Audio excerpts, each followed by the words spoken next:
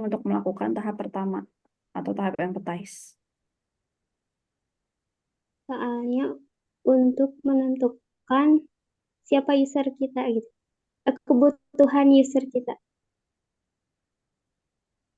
Oke. Harus sesuai kebutuhan nggak kalau bukan itu. Ya. Oke. Thank you Elsa jawabannya. Terima kasih. Terima kasih, Kak. Oke guys, mantap ya. Jadi apa namanya kita recall kembali gitu ya biar kalian nggak lupa. Oke, langsung masuk ke materinya ya sekarang.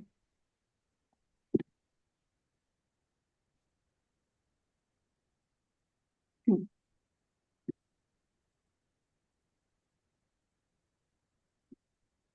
hmm, Salah share. Nah, ini. Oke, udah kelihatan ya teman-teman, aman ya. Oke, lanjut. Nah, kita akan masuk ke tahap kedua, yaitu define dalam design thinking gitu ya. Jangan lupa ada 5 tahapan, yaitu ada, ya kalau kalian mau cepet hafal tuh biasanya EDIP aja sih, manggilnya tuh EDIP.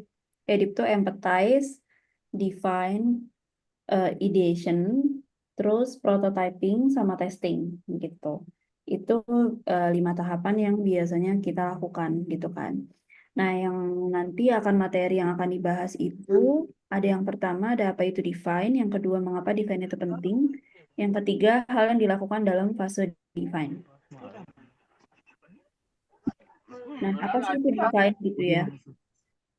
Fase define sendiri itu adalah fase di mana UI UX designer itu mendefinisikan masalah dengan cara mengumpulkan informasi yang sudah diperoleh pada fase empathize atau fase sebelumnya. Kemudian disortir sehingga mendapatkan pernyataan masalah yang spesifik. Jadi makanya that's why di tahap ini tuh lebih mengerucut lah ya masalahnya gitu. Jadi istilahnya mengerucutkan masalah dari yang udah didapat masalahnya di tahap awal, di tahap empathize. Itu kan dapat tuh masalahnya. Dan yang seperti aku bilang kemarin, nggak semua masalah itu kita solve. Nah, makanya that's why ada tahap ini, define problem gitu.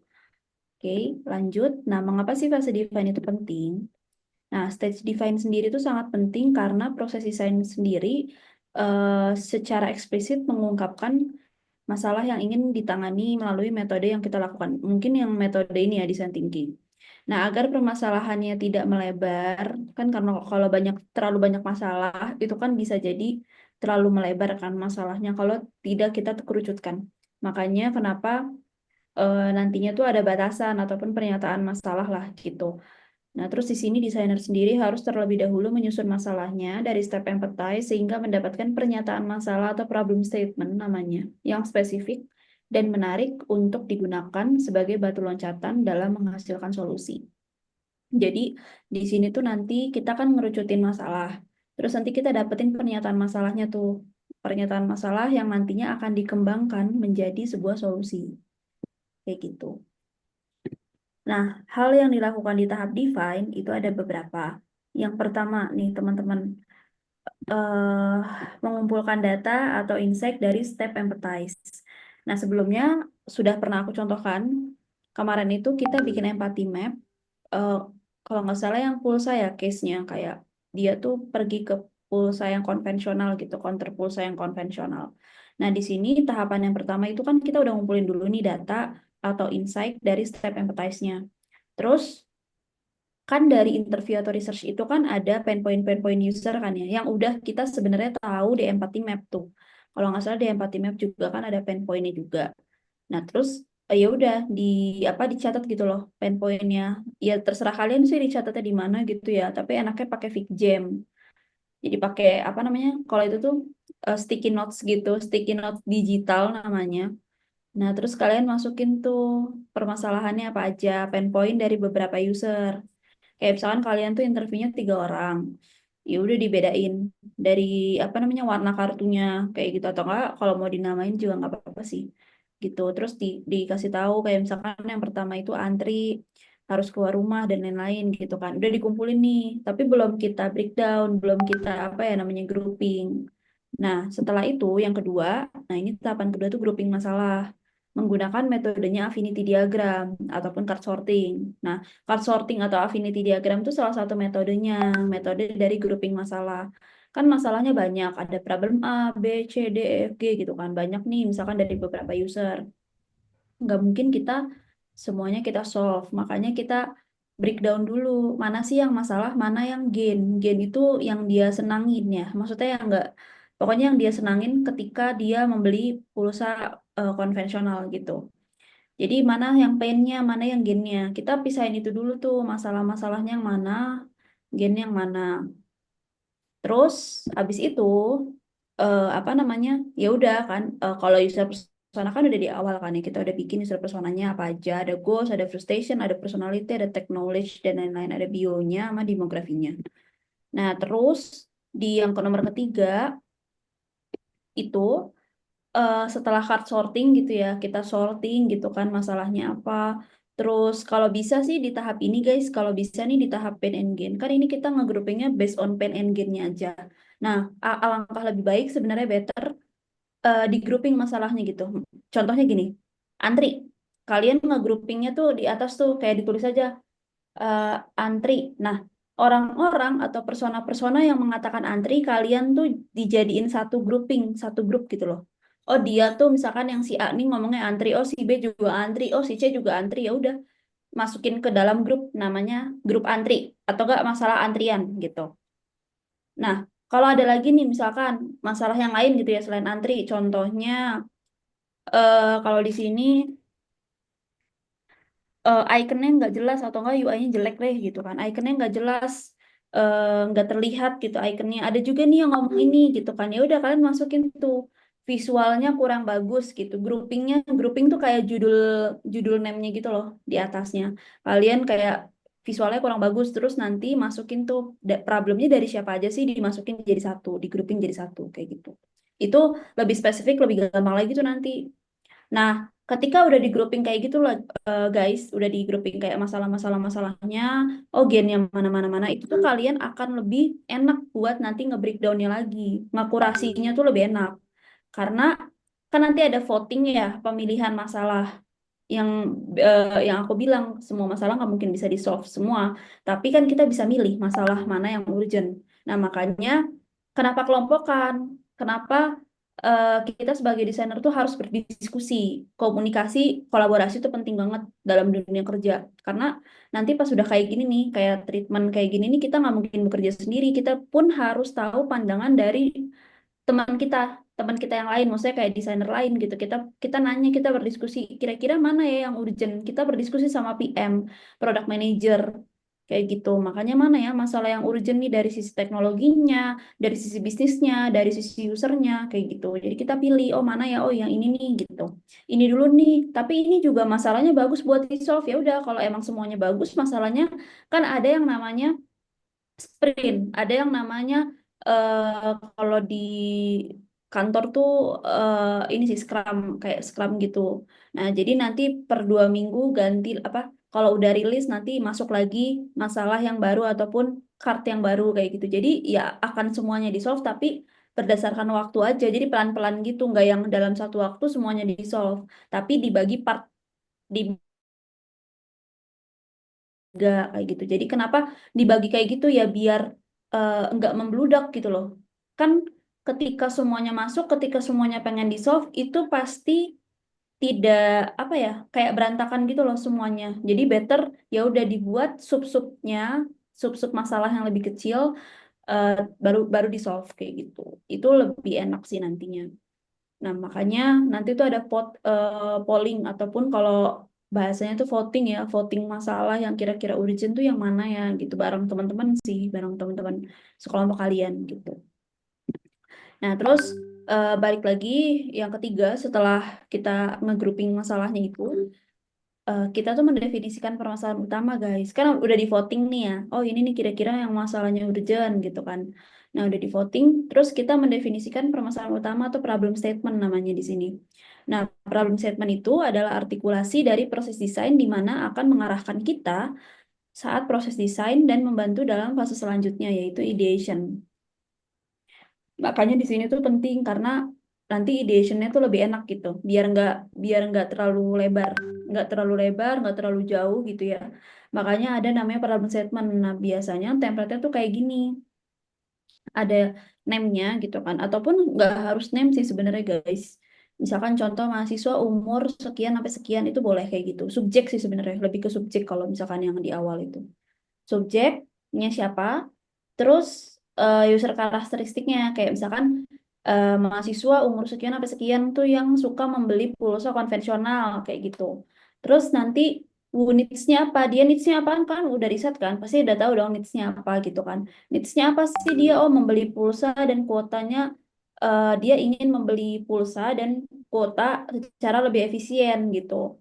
Nah, kenapa? Insight-nya lah dimasukin. Kenapa sih dia pengen kayak gitu kan? Ya karena dianya males antri gitu loh dan males keluar rumah aja gitu. Dia pengennya di rumah tuh udah bisa beli kuota dan paket gitu kan. Kayak gitu. Itu template problem statement nih. Jadi setelah dipilih kalian bikin problem statementnya. Terus setelah dapetin apa namanya problem statement, nah di sini tuh nanti kalian enak nih di sini nih tinggal membuat HMW ya namanya, Home IQ sebagai opportunity-nya. Nah, Home IQ ini nantinya adalah pertanyaan-pertanyaan yang akan timbul menjadi solusi di ideation ya, di tahap ketiga gitu. Nah, makanya ada Home IQ.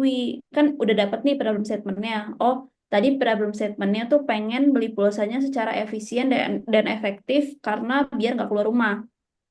Nah, terus Home IQ-nya apa? Home IQ-nya tuh Home IQ itu bagaimana jika ya guys artinya. Jadi Home IQ ini bukan langsung ke solusi. Ingat ya di sini nih, ini perlu perlu apa didengerin ya. Home IQ ini bukan solusi. Jadi jangan sampai kalian bikinnya kayak gini. Home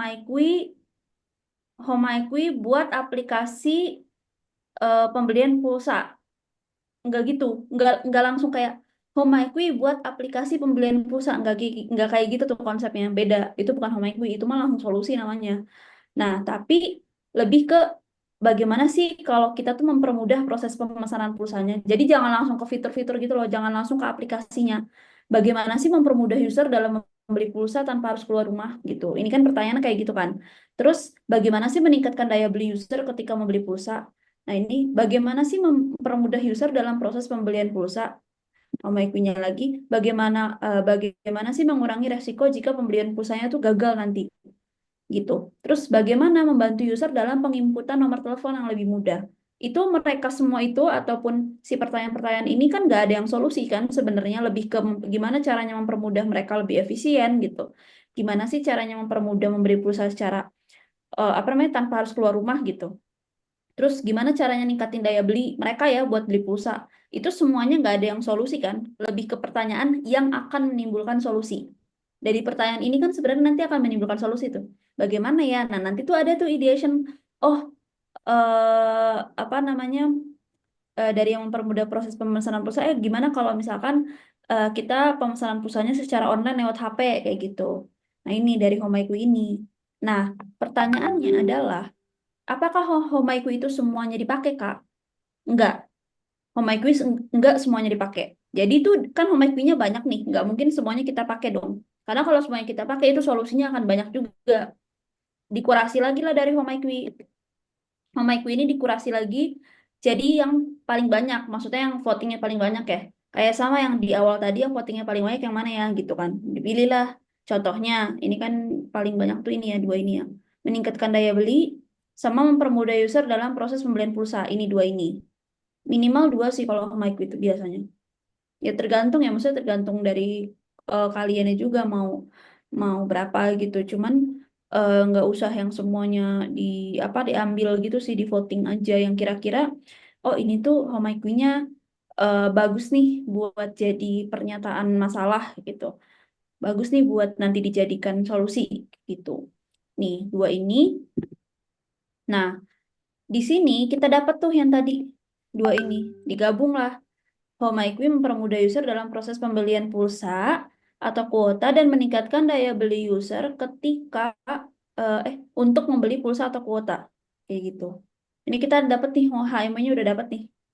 Nah, setelah HMO-nya udah dapat, itu akan enak nantinya ke tahap ideation. Jadi tuh di tahap define itu kan udah mengerucut banget ya guys. Dari yang tadinya kita nanya-nanya masalah antri, ada prosesnya gitu ya, kita interview dan lain-lain sebagainya, kita affinity diagram, kita card sorting. Nah, terus kita pernyataan masalah, terus nanti kita dapetin apa namanya si HMW-nya ini gitu kan. HMW-nya dapat nih, sudah dikurasi lagi jadi cuma dua gitu kan. Dari sini kan kalian nanti solusinya nggak akan jauh-jauh dari pernyataan ini gitu. Misalkan contoh gimana ya proses pembelian pulsanya biar efisien meningkatkan daya beli. Oh iya berarti pemesanan pulsanya lewat HP aja. Terus ada lagi enggak pemesanan pulsanya gimana kalau lewat referral program misalkan. Dari teman ke teman itu kan nggak apa-apa. Tetap tetap pulsa dan kuota kan. Maksudnya itu kan ide-ide masing-masing ya. Jadi kita nggak bisa ngejudge ide orang gitu. Yang terpenting adalah idenya tidak keluar dari permasalahan ini gitu. Jadi udah enak nih kalau udah kayak gini nih enak kalian tinggal out of the box tapi tetap ada batasannya gitu loh. Nggak yang kayak jauh banget kayak misalkan contoh jauh banget tuh ini kan pembelian pulsa tiba-tiba kalian bilang oh iya gimana kalau beli pulsanya itu lewat ini aja lewat apa voucher Spotify kan nggak nyambung ya kayak aku kenapa voucher Spotify gitu kan jadi apa namanya enaknya ada apa namanya prosesnya gitu ya. Jadi kita ngekurasiin si pernyataan masalah ini apa sih sebenarnya yang mau kita apa solusiin gitu dari permasalahan apa sih kayak gitu. Itu yang namanya define the problem. Gitu. Itu sih dari aku itu saja untuk hari ini ya karena as simple as that sih. Kalau kalau apa sih namanya sebenarnya lebih ke nantinya praktikalnya gitu kan, lebih ke contohnya atau case study-nya gitu.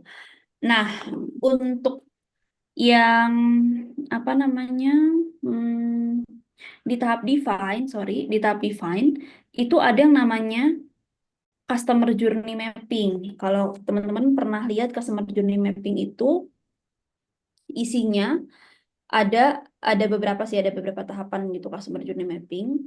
Terus dia juga kayak ini loh pengalaman kalian membeli sesuatu gitu. Jadi kayak journey namanya journey kan. Journey kan pengalaman tuh banyak tuh dari awal membeli sampai dia selesai membeli gitu kan.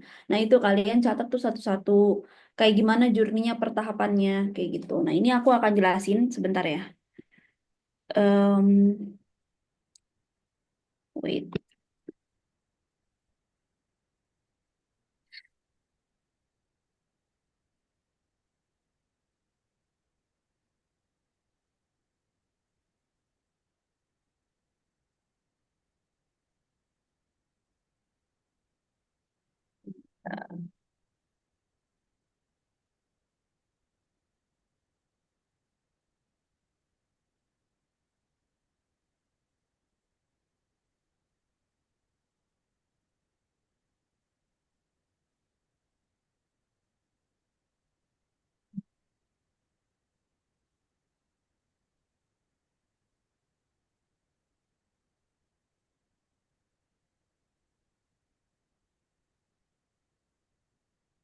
User journey mapping.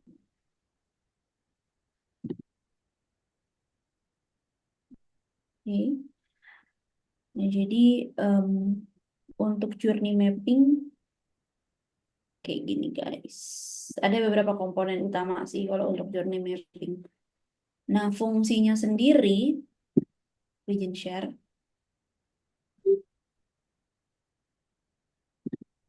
Ini biar apa namanya? Nanti soalnya ada tugas ini, jadi aku harus jelasin ini gitu kan.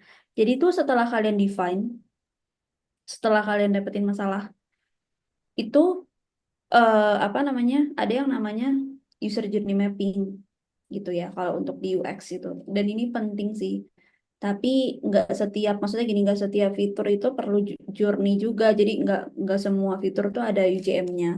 Ada beberapa fitur yang kalau yang minor itu nggak ada sih UJM-nya. Kalau yang minor tuh dalam artian kayak cuman ngubah apa peletakan button kayak gitu dia nggak ada journey-nya. Kecuali kalian bikin flow yang gede, flow yang pendaftaran kayak gitu kan. Itu kan pasti ada journey-nya tuh dari mulai dia apa pendaftaran masukin password, email dan lain-lain, data diri dan lain-lain itu kan ada journey-nya. Nah, tapi kalau misalkan untuk satu page aja yang cuman ngerubah tata letak itu ya nggak ada journey-nya karena kan cuma satu halaman gitu. Nah, fungsinya dari UX Journey Mapping sendiri itu menunjukkan interaksi pengguna saat ini dengan produk atau layanannya. Jadi memang untuk memvisualisasikan secara mendetail bagaimana sih pengguna atau usernya itu berinteraksi dengan produk atau layanan pada saat ini. Misalkan kalian mau redesign produk gitu atau redesign website. Nah, yang saat ini tuh mereka journey-nya tuh gimana sih yang mereka lakuin? Kalian tulislah itu journey yang sebelum kalian revamp tuh gimana. Nanti jangan lupa ditulis juga journey yang setelah kalian revamp gitu. Jadi nanti biar tahu perbandingannya sih. UJM yang sebelumnya, yang sebelum di revamp, sama UJM yang sudah di revamp. Kayak gitu. Terus yang kedua adalah mengeksplorasi cara interaksi pengguna di masa depan dengan produk atau layanan. Nah, makanya yang tadi aku bilang ada dua UJM yang sebelum revamp dan setelah revamp bahkan masa depan revamp gitu kan, ke depannya gitu. Makanya di sini proses ini juga membantu dalam merancang pengalaman yang lebih baik dan menciptakan solusi yang lebih inovatif untuk memenuhi kebutuhan pengguna yang terus berkembang. Namanya teknologi itu terus berkembang, guys. Nggak ada berhenti sih teknologi. Percaya deh, teknologi itu nggak mungkin berhenti. Karena sekarang aja udah ada ChatGPT. Dulu kan nggak ada ChatGPT, sekarang udah ada ChatGPT, AI, dan lain-lain. Dan itu tuh sebenarnya membantu kita sih dalam belajar gitu kan. Membantu banget menurut aku AI itu membantu, tapi kita pun harus ada batasannya. Maksudnya gini, dipergunakan dengan hal-hal yang baik gitu loh. Kalau untuk ilmu kan nggak apa-apa ya, tapi kalau untuk yang hal negatif, kayak untuk apa mengelabui orang, memakai muka orang, kayak gitu-gitu kan nggak boleh ya. Jadi ya sebenarnya kita ngegunain apa namanya teknologi itu sesuai batasannya aja sih gitu. Terus yang ketiga, mendorong kolaborasi antar tim. Jadi memang ada UX Journey Mapping juga kita tuh bisa menjelaskan kepada tim-tim kita gitu ya. Ataupun nanti ada apa namanya tim-tim lain gitulah, tim bisnis dan lain-lain itu tuh kita ngasih tahu, oh journey kita tuh yang pendaftaran tuh kayak gini loh. Jadi mereka orang awam pun yang nggak ngerti, maksudnya nggak ngerti teknologi ataupun nggak ngerti UX, nggak ngerti apapun, jadi paham gitu. Oh journey-nya aplikasi ini tuh seperti ini ya, kayak gitu. Terus mengoptimalkan yang keempat, mengoptimalkan fokus pada pengguna. Jadi emang user centric sih ini. Jadi pendekatannya itu membantu mengarahkan tim agar selalu mempertimbangkan perspektif pengguna. Jadi benar-benar ya nantinya tuh hasilnya relevan kepada user dan memberikan impact kepada user juga. Kan yang pakai user ya, bukan kita. Maksudnya kayak kita kan yang bikin, tapi yang pakai kan user. Jadi impactnya ya buat user. Kalau misalkan journey-nya bagus, itu pasti user tuh muji hasilnya kalian sih kayak, wah ini aplikasi enak banget nih, wah ini enak sih Tokped nih, mudah menggunainnya, terus juga banyak promo misalkan ya Shopee sih yang banyak promo nih enak nih udahlah pakai Shopee aja, bisa kan kayak gitu ya, namanya orang merekomendasikan gitu kan, duh ini pakai Shopee aja udah atau nggak pakai Tokped aja udah kayak gitu. Nah, terus ada beberapa komponen utama dalam user journey mapping. Nah, user journey mapping kan sebenarnya template-nya juga banyak. Ini tuh satu dua user persona, template-nya ada banyak. Cuman yang paling terpenting, maksudnya yang paling harus paling ada gitu ya. Itu ada beberapa. Yang pertama aktor. Itu aktor atau user persona. Eh, Maksudnya di sini tuh user personanya bukan yang kayak yang sebelumnya, tapi user persona di sini cuman kayak demografi sama skenario-nya sih. Skenario dia melakukan eh, perjalanannya gitu. Misalkan kita mau identifikasi perjalanan dia ketika membeli sesuatu barang. Berarti kan ya udah journey-nya ya udah membeli sesuatu barang itu sampai dia dapetin barangnya gitu. Jadi di sini ada aktornya nih, teman-teman. Masukinlah si demografi aktornya di sini nih. Terus skenario sama expectation. Skenario yang tadi ya ada gambaran situasi di mana pengguna berinteraksi dengan produk atau layanan. Jadi gimana perjalanannya? Misalkan perjalanan yang tadi mau beli barang tuh kayak gimana sih perjalanannya dan ekspektasinya tuh apa? Ekspektasi dari dia tuh apa? Terus ada journey fasenya atau timelinenya. Nah, ini journey fase nih dibagi step by step. Yang pertama kalau membeli barang kan yang coba nih kalau kalian kalau mau beli barang tuh apa dulu yang dipikirin? Maksudnya gimana nih journey-nya? Kalian kalau mau beli barang gimana deh journey-nya deh? Tapi ini yang offline ya, maksudnya bukan yang apa? Bukan yang di aplikasi. Ini non aplikasi, ini benar-benar offline. Kalian mau beli barang tuh gimana tuh? Contoh beli barang apa aja sih guys, bebas. Tapi gimana sih journey kalian kalau mau beli barang tuh? Penasaran gitu aku. Boleh di chat ataupun ada yang mau on mic. Silakan guys, kalau ada yang mau on mic, gimana journey-nya kalian mau beli barang secara offline?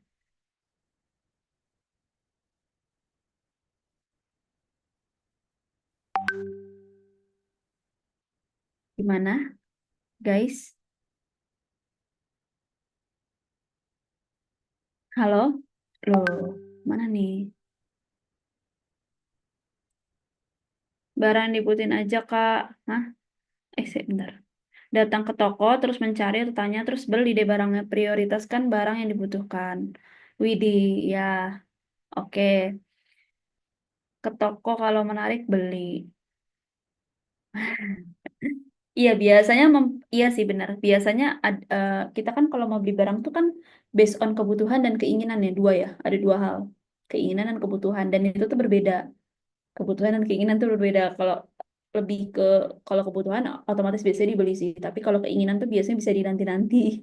Kalau uangnya cukup misalkan kayak gitu. Nah, apa namanya? Ke toko jika butuh cepat, ya riset barang. Iya benar riset barangnya kan. Bisa kayak tempat, bukan riset barang sih, lebih ke riset toko nggak sih? Kalau barang kan nggak mungkin, ya nggak di riset sih. Barang misalkan mau apa nih, mau baju. Pasti tuh ke toko bajunya kan. Risetnya tuh ke toko bajunya. Jadi kayak membandingkan harga nih setelah udah nyampe toko nih membandingkan harga kan. Nah, ini nih di tahap Divan itu biasanya ini ya kita kita bahasnya ini journey-nya ya, journey fasenya. Jadi ibaratnya gini, kalau nanti kalian bikin UJM-nya, itu kalian kan ada fasenya tuh. Yang fase tuh ini ya guys, yang warna biru, warna hijau itu fase.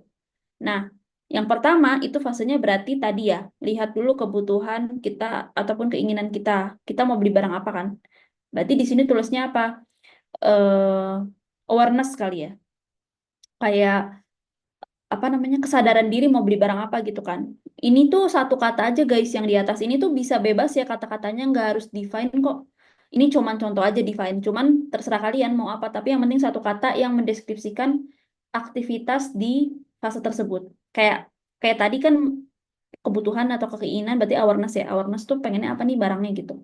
Terus nanti tahapan yang kedua berarti kan riset toko dong. Maksudnya kita datang ke tokonya dong, gitu kan. Kita datang ke tokonya setelah kita mau tahu mau beli barang apa, kita datang ke tokonya dan kita riset tuh ke toko-toko bajunya gitu. Misalnya kita mau beli baju, kita riset lah ke toko-toko bajunya, lihat kualitas, harga dan lain-lain, banyak pertimbangannya. Berarti kan kalau riset tuh compare ya, satu kata yang bisa dideskripsikan kan berarti compare di sini. Kalian masukin nih activity-nya apa aja compare tuh. Oh, pertama tanya-tanya dulu, masuk dulu ke toko-toko, terus tanya-tanya apa namanya barangnya, terus nyoba-nyoba bajunya, muat enggak dan lain-lain, lihat-lihat kualitasnya kayak gitu ya. Pokoknya activity-activity-nya yang dilakuin di fase tersebut gitu. Terus yang fase ketiga kan negotiate, ya kan? Bener nggak kayak setelah udah nih udah pilih kan, pilih toko terus tawar menawar harga nggak mungkin nggak nawar. Biasa namanya orang Indonesia tuh pasti nawarnya dengan harga murah, ya kan? Terus kita nawar-nawar nih, gitu. Nawar nih, plok plok plok. Oh, mana carilah ya kayak kualitasnya bagus tapi harganya murah itu kan lumayan ya. Jadi kita pilih yang itu misalkan. Terus pilih-pilih, terus udah deh kita bayar ke kasir, kita payment di kasir tuh gimana tuh mereka paymentnya? Apakah cash, apakah pakai transfer, apakah pakai e-wallet? Jelasin tuh kalian di situ di fase itu. Oh saya bayar pakai e-wallet misalkan atau enggak saya bayar transfer karena saya nggak punya duit cash kayak gitu. Ternyata tokonya bisa menerima transferan kayak gitu. Terus habis itu ya udah dapat bajunya gitu kan. Dapat bajunya deh. Terus bawa deh dikasih plastik sama tokonya terus saya pulang. Itu. Kayak gitu kan journey-nya sampai dia dapetin apa namanya si bajunya itu. Nah, itu tuh journey phase namanya, teman-teman. Jadi apa namanya ya tahapan-tahapan ya yang dilalui pengguna dalam perjalanan mereka mulai dari awal sampai akhir. Next komponen ada yang namanya action. Action itu yang tadi activity maksudnya. Action, mindset itu mindset dan emotion itu nanti ada kayak apa sih namanya kayak gini. Ini nih namanya emotion. Ada apa ya stikernya dia gitu loh. Jadi di tahapan tersebut tuh dia tuh ekspresinya gimana sih kayak kecewa kah, apakah seneng kah, apakah aduh di fase ini tuh karena mahal harganya tuh nggak bisa dinego kan jadi males ya kayak aduh ini harganya nggak bisa dinego ini udah mahal lagi jadinya agak-agak kecewa gitu. Nah itu nggak apa-apa tuh pakai stiker-stiker. Nah terus balik lagi ke yang tadi terus kalau channel itu channel tuh lebih ke ini sih kalau channel tuh ke media atau platform apa yang digunakan ketika berinteraksi di fase tersebut.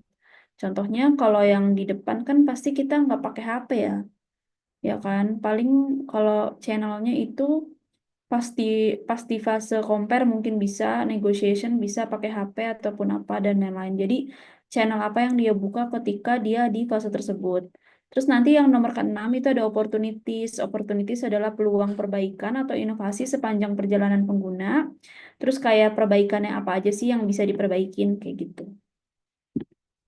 Nah, ini contohnya teman-teman ada template apa namanya user journey mapping. Ini ada zona-zonanya.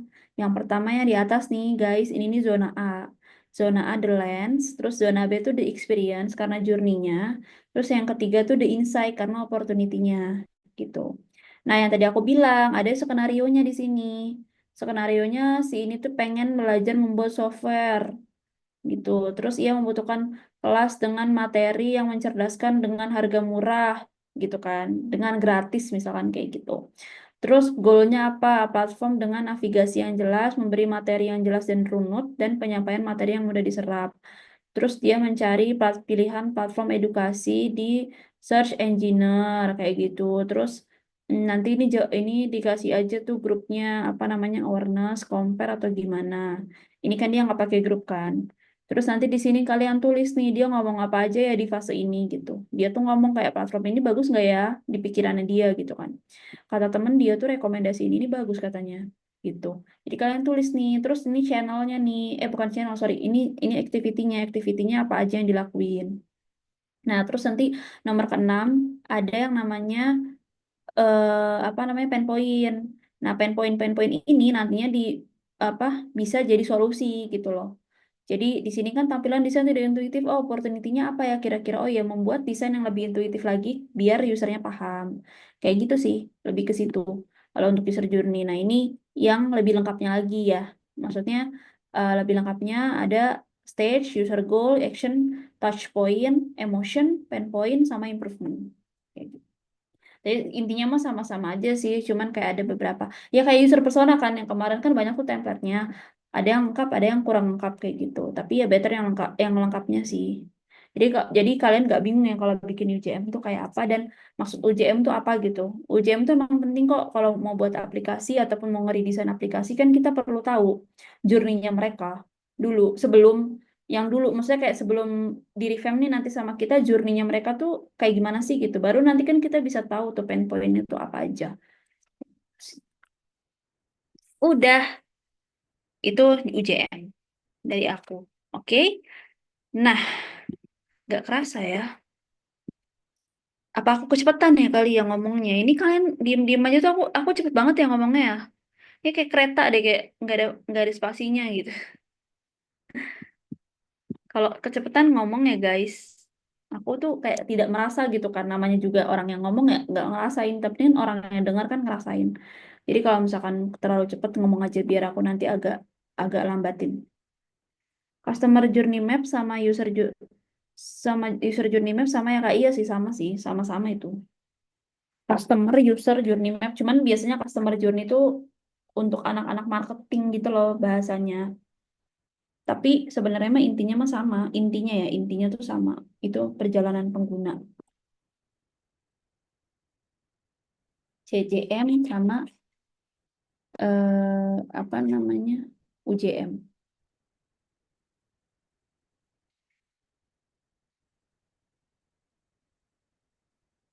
Oke. Hmm,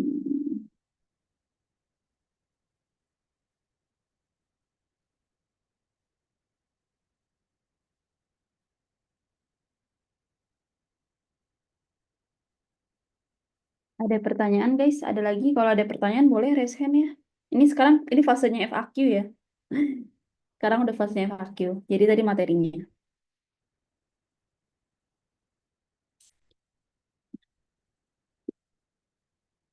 Ada lagi? Ada yang mungkin yang belum dipahamin dari yang sebelumnya boleh ya. Maksudnya kayak di tahap satu tuh aku masih belum jelas nih Kak gitu. Boleh kok ditanyain. Nah, fase kemarin tuh banyak tuh yang nanya. Sekarang kok makin dikit ya. Udah kayaknya ini deh, udah kerasa nih kayak, waduh, waduh, udah mulai sulit nih perjalanan saya gitu kan. Biasanya gitu tuh, udah mulai sulit kalau awal kan biasanya, oh masih muda nih, masih onboarding, onboarding. Nah udah ke sini, duh Kak, saya bingung mau nanya apa. Kak, mau nanya, tadi kan yang UJM paling mana? Paling bawah itu ada yang kosong ya Kak? Ih, eh, yang mana ya? Ntar dulu nih. Yang mana ya Marshanda? Ih, namanya bagus banget ya, Marshanda. Gimana Marshanda? Tadi kak yang paling bawah tuh ya opportunity apa gitu kak? Bentar, bentar, aku cari dulu nih. Oh, opportunity ya. Nggak kosong sih. Sebenarnya itu ya opportunity. Betul.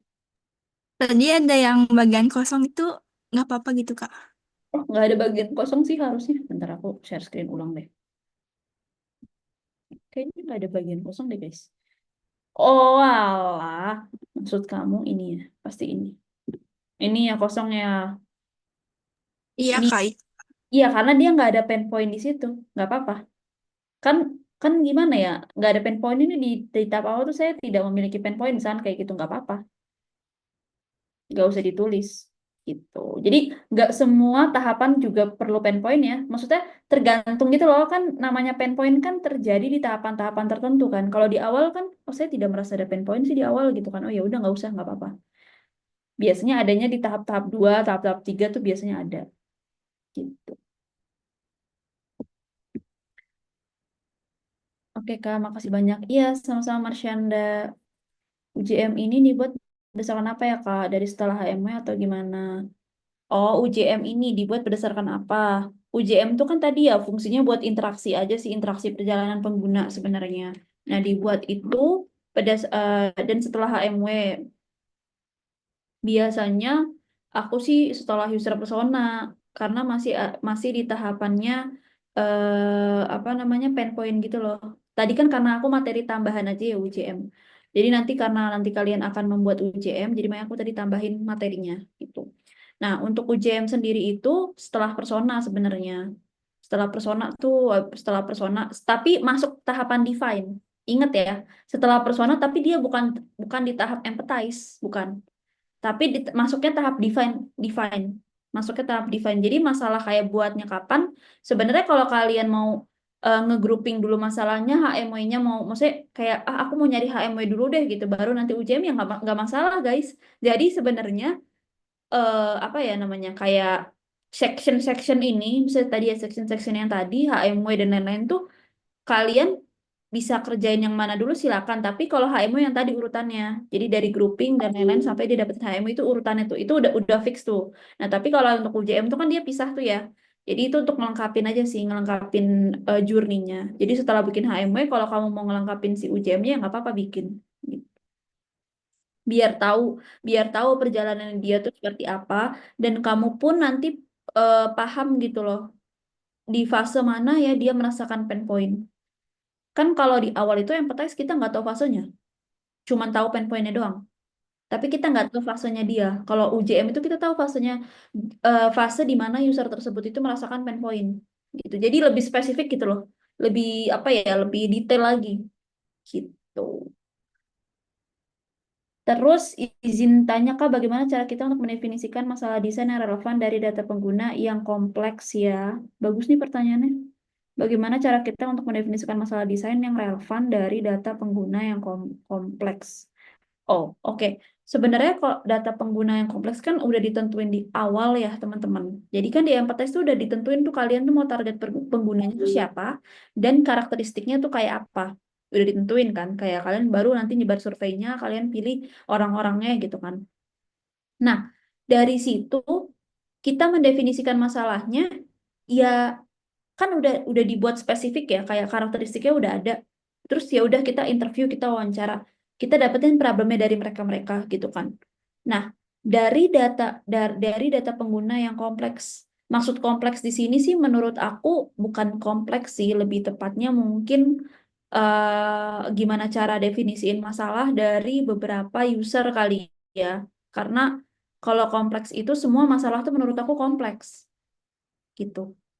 Nggak ada yang nggak kompleks sih, namanya masalah gitu ya, semuanya kompleks. Cuman kan ya balik lagi, ada yang namanya priority problem. Yang tadi ya ada voting dan lain-lain, kan itu kan menentukan tuh mana sih problem yang urgent dan lain-lain gitu. Makanya kalau misalkan gimana ya Kak cara nentuin problem yang urgent, pakai namanya matrix. Ada yang namanya how no matrix. Itu kayak mana problem yang bisa dikerjakan sekarang, mana yang tidak bisa kayak gitu. Ini nah, aku chat aja ya. Jadi ada di sini nih how no matrix. Coba kalian cari aja di Google. Itu gampang kok. Nanti kelihatan tuh. Jadi coba deh aku ini ya jelasin sedikit aja sesimpel. Soalnya ini tuh sebenarnya bentar. Ini pakai ini guys. Oh, dibuka dulu Google-nya. How matrix. Nah, how no matrix. Nah, ini. Jadi tuh di sini tuh kita tuh mendefinisikan mana problem yang kira-kiranya urgent gitu kan. Mana yang oh iya deh kayaknya nanti aja deh gitu. Di sini pun dikasih tahu kan easy to implement, normal ideas, original. Nah, ini tuh bisa dipakai di ideation juga. Nanti di tahap ideation tuh kita bisa bisa pakai ini juga. Ini tuh kayak apa ya? Kayak metode aja sih guys, metode. Ya mirip-mirip kayak affinity diagram kan metode ya itu ya. Card sorting, affinity diagram tuh metode. Nah, ini pun metode. Jadi metode untuk menentukan prioritas saja. Entah itu prioritas problem, prioritas ide kayak gitu. Jadi kalau misalkan yang impossible berarti yang putih, kalau yang kuning itu how berarti ya yang yang nanti gitu bagus idenya tapi nanti deh dikerjainnya gitu. Nah, kalau easy to implement tuh yang no kayak gitu. Jadi kalian pilih aja kira-kira yang urgent yang emang bisa dikerjain yang mana. Itu sih kalau untuk mendefinisikan masalah yang tadi pakai problem statement. Kalau ini untuk menentukan aja, menentukan mana masalah yang sekiranya urgent. Gitu. Ini holometrics banyak banget ya pertanyaannya ya. Ini kalian tuh pada males ngomong ya. Pengennya ngechat ya. Nih kalau misalnya kalian males ngomong, aku juga balesnya chat aja kali ya. Iya nggak sih, chat aja nggak sih? Kayak diem-dieman nanti nggak ada sesi ini, nggak ada sesi webinar. Jadi bukan webinar ini mah chat webinar namanya ya, chat-chatan. Aduh, benar-benar. Ntar lu ya, izin bertanya. Nah, nggak mau aku jawab kalau chat. Pasien tuh, iya kak, saya boleh kak resen. Kak, aku mau nanya. Dan langsung kan. Enggak, soalnya males banget guys. Masa aku doang yang ngomong, coba suaranya. Oke, tolonglah, tolong ini. Ya, coba gimana? Naila ya tadi ya, Naila. Iya, aku mau nanya. Tadi kan di UX Journey Mapping kan ada ini. Kita bikin layanan yang fokus ke pengguna user centric gitu kan. Nah, gimana Iya. cara kita ngebalancein ketika kita bikin layanan itu nggak terlalu niche gitu loh, biar pengguna kita tuh tetap dapat segmentasi yang besar gitu. Takutnya kalau terlalu user centric nanti dapatnya terlalu niche gitu. Apa kayak gitu bisa nggak sih, Kak? Terlalu kecil ya niche itu ya. Iya, Ini terlalu segmented ya. Jadi nanti betul, yang pakai produknya cakupannya terlalu kecil, ya kan? betul, betul. Em, Gimana user centric? Ya sebenarnya kan balik lagi sih ya.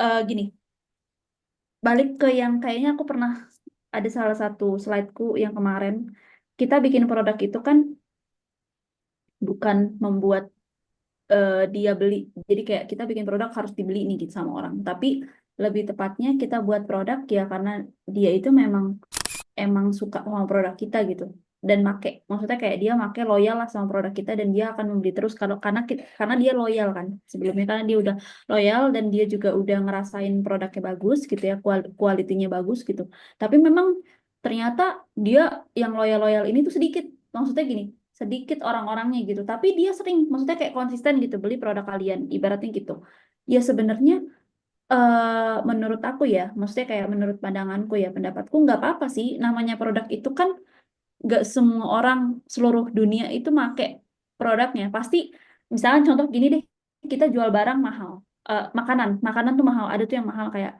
cuman satu slice tuh harganya 100.000 deh misalkan. Cuman satu slice doang tuh, satu slice potongan. Tapi rasanya enak, tapi mahal. Ya wajar dong, kualitas ada harga ada kualitas gitu. Nah, ternyata yang beli itu ya udah target pasarnya mereka yang beli apa ya orang-orang yang mungkin yang menengah ke atas gitu kan, karena 100.000 kan harganya agak lumayan pricey gitu kan. Dan ada juga orang-orang yang emang pengen tahu rasanya kayak gimana. Ya itu jadi balik lagi sih, itu kan udah target persona ya, ya otomatis kuat dong sedikit, maksudnya kayak niche-nya lebih dikit, tapi ya nggak apa-apa, yang penting mereka emang gunain dan loyal sih terhadap produk kita gitu. Eh, Mau dia cakupannya kecil, kalau loyal pun kan ada impact ya kan ke bisnis. Nah dari situ kan sebenarnya itu MVP-nya tuh, itu tuh awal tuh MVP-nya. MVP emang kayak gitu sih, memang namanya juga kan aliasnya MVP kan produk awal ya. Dan itu dimana fiturnya emang nggak banyak, biasanya cuma satu atau dua fitur, tapi berimpact. Tapi sangat berimpact. Maksudnya sangat berimpact tuh sangat dipakai oleh usernya, sangat dipakai oleh target personanya, gitu. Nah, ketika nanti, misalkan kan namanya produk tuh terus berkembang ya, nggak mungkin kayak di situ-situ aja, nggak mungkin tuh. Pasti ada perkembangan tuh kayak, oh ya nanti kita akan ada fitur apa lagi nih yang biar narik persona-persona lainnya gitu. Maksudnya kan awalnya kita personanya kecil nih. Buat narik persona lainnya, kita kan ngembangin fitur dan lain-lain gitu kan. Nah makanya kalau dulu Gojek itu cuman transportasi doang. Gojek, aku inget banget Gojek cuma dua fitur, Gojek dan GoFood. Dulu tuh cuma dua, Gojek dan GoFood. Dah. Tapi sekarang coba lihat guys, bisa beli pulsa, bisa bayar apa PLN lah, apa aja lah semuanya pokoknya di Gojek ada gitu kan. Terus bisa inilah, bisa itulah itu. Dia narik orang-orang yang mungkin, oh tadinya aku pakai Gojek tuh cuman untuk Gojek, tapi karena di Gojek ada pembayaran PLN, pulsa dan lain-lain, ya udah aku juga beli pulsa di Gojek aja deh, gitu. Berarti kan narik target persona lain dong, gitu kan. Nah itu sih kayak gitu. Analoginya ya, analoginya. Jadi ya nggak apa-apa, maksudnya di awal-awal ya nggak apa-apa. Emang seperti itu sih. Pasti target personanya kecil dulu.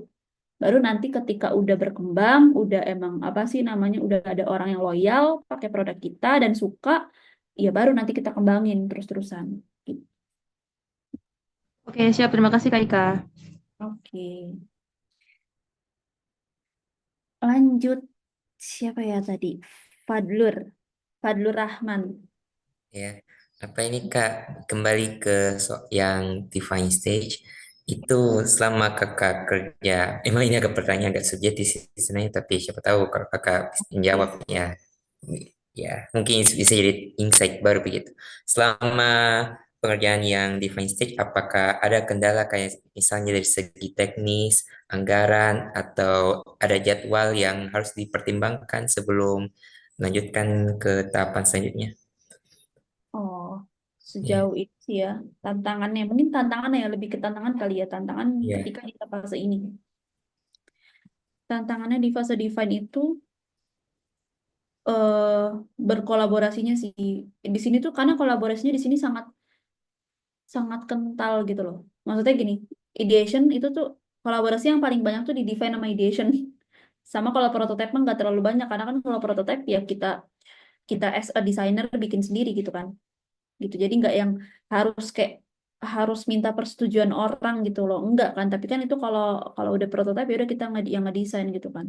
Nah, yang susah itu yang tantangannya kayak namanya kita menentukan problem, apalagi kalau misalkan udah berdiskusi sama atasan ya, itu kan agak ada yang namanya tuh rasa nggak enak kayak gitu-gitu loh. Yang ya biasa lah kayak gitu, itu tuh udah lumrah kan. Jadi tantangannya di situ sih gimana caranya nge nge nge-tackle sebuah komunikasi yang jelek gitu. Soalnya ada misalnya kalau misalnya kita nentuin gitu, ya ada beberapa orang yang egonya tuh lebih tinggi, mungkin karena entah dia emang secara level emang tinggi gitu loh. Jadi, nah itu tuh yang sulit tuh di situ. Jadi makanya kalau lagi kolaborasi atau komunikasi, kalau mau apa misalnya menentukan kayak problemnya kayaknya kira-kira ini deh. Jangan hanya kira-kira gitu loh.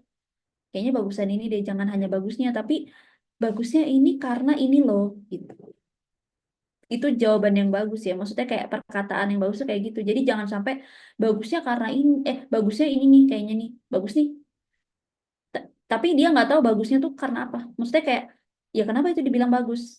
Kenapa kamu bilang bagus gitu? Oh karena ini. Jadi ada alasan yang jelas gitu. Jadi orang-orang di sekitarnya pun, maksudnya orang-orang yang ada di tim tersebut pun jadi paham maksudnya dia. Oh dia milih ini karena ini. Terus nanti orang yang lain kan pasti iya juga ya gitu.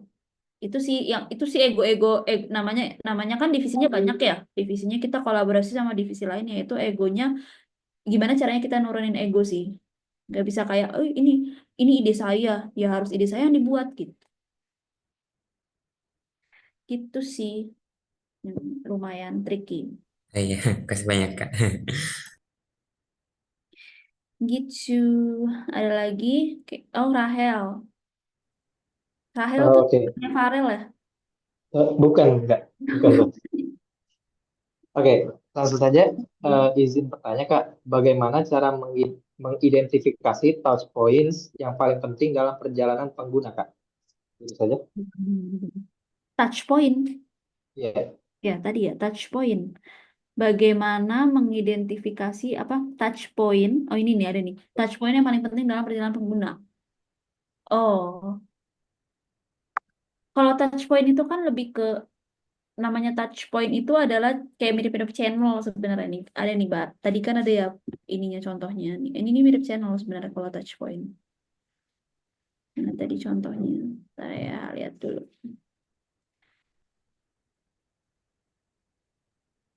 Nah, bentar. Touch point. Ini. Nah, ini. Touch point. Touch point itu kayak channel. Mirip-mirip lah itu kayak channel. Jadi, touch point itu adalah hal-hal atau media atau channel yang dia pakai di fase itu. Kayak contoh, pas research tuh dia gunain Google nih, pas riset toko gitu kan. Aku nyarinya di Instagram sih sama di Google sama di TikTok. Ya udah, berarti carinya di situ. Gitu. Jadi lebih ke touch point tuh apa yang dia buka, apa yang dia pakai, apa yang dia gunakan pada saat fase itu. Tuh. Udah? Oke, Kak. Terima kasih, ya. Oke.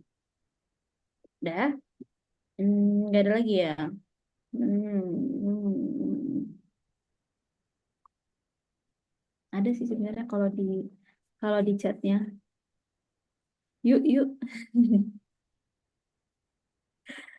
Silakan. Ya udah. Kak, saya mau bertanya. Jadi ini kan yang kemarin kan tugasnya kan yang empati itu. Nah, saya jadi penasaran kan misalnya di prakteknya itu gimana sih cara ekstrak dari yang materi kemarin yang empati ke yang define sekarang gitu, secara praktek gitu. Udahnya yang kedua misalnya yang kemarin kan yang empati gitu. Bisa nggak sih misalnya kita juga bertindak sebagai user sendiri gitu. Soalnya eh, saya tuh pernah merasa gitu kan kayak aduh kayaknya ini kurang nih fitur ini butuh kayak aplikasi yang ada fitur tertentu dan aku ingin buat gitu. Nah, kayak gitu Kak.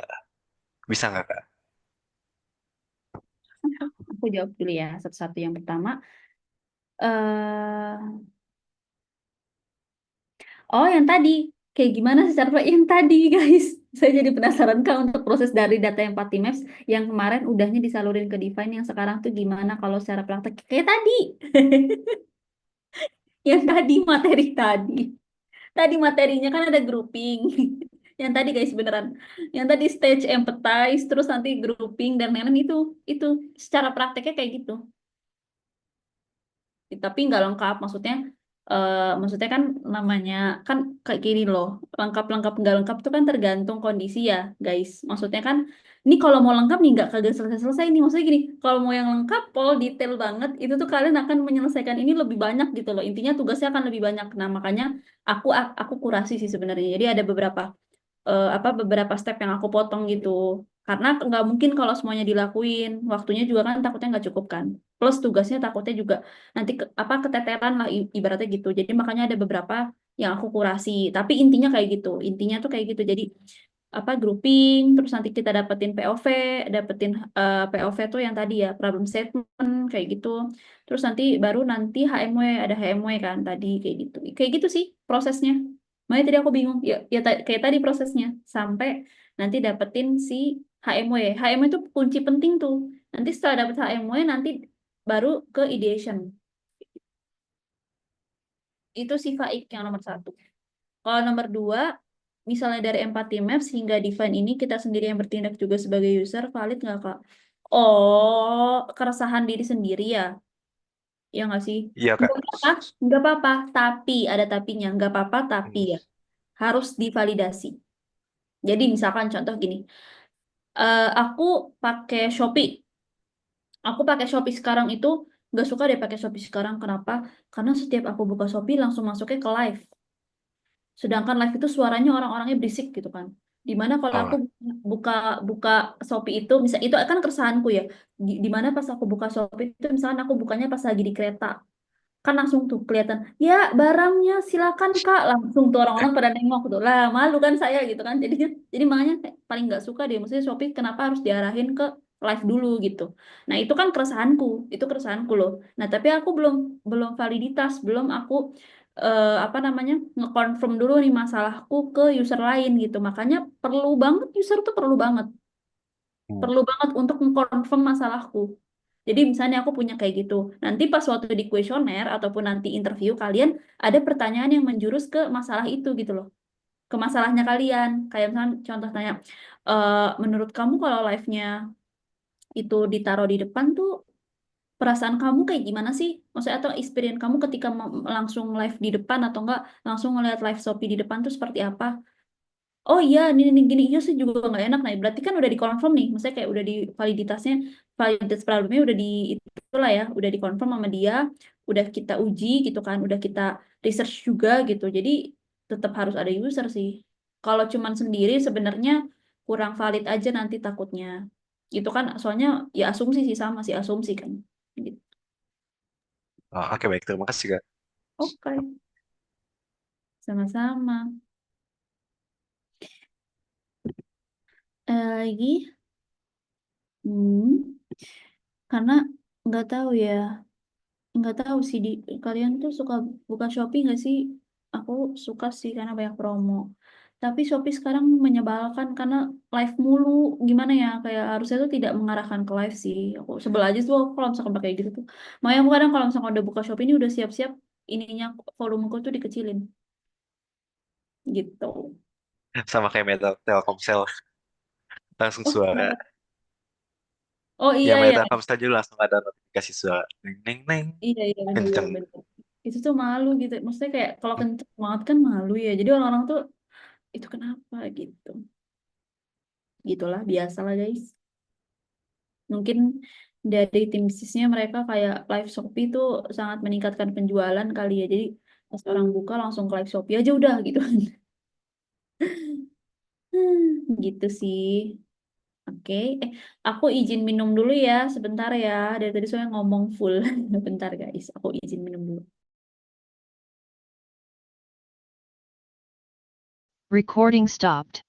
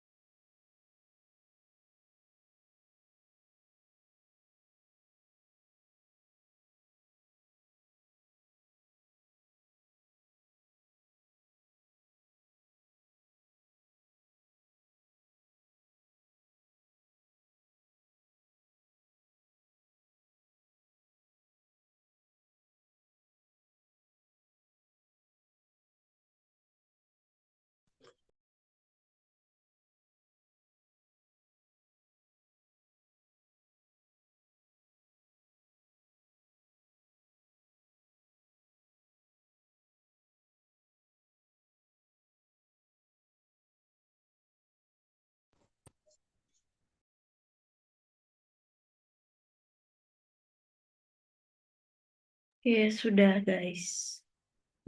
Back again. Hmm. Oke, sebelum kita masuk nanti ke apa namanya tugas gitu ya, tapi nanti sih tugasnya itu di akhir, sama nanti kita akan masuk ke aku pengen tahu sih kayak kalian udah ngerjain sampai mana, tapi kayaknya ada yang belum start ya. Kayaknya baru bikin kelompok deh, aku lihat sih di grupnya. Kayak kalian baru bikin kelompok WA gitu-gitu. Tapi sampai saat ini ada yang belum dapat kelompok nggak? Maksudnya takutnya kayak sendirian aja. Ada yang sendirian nggak? Recording in progress.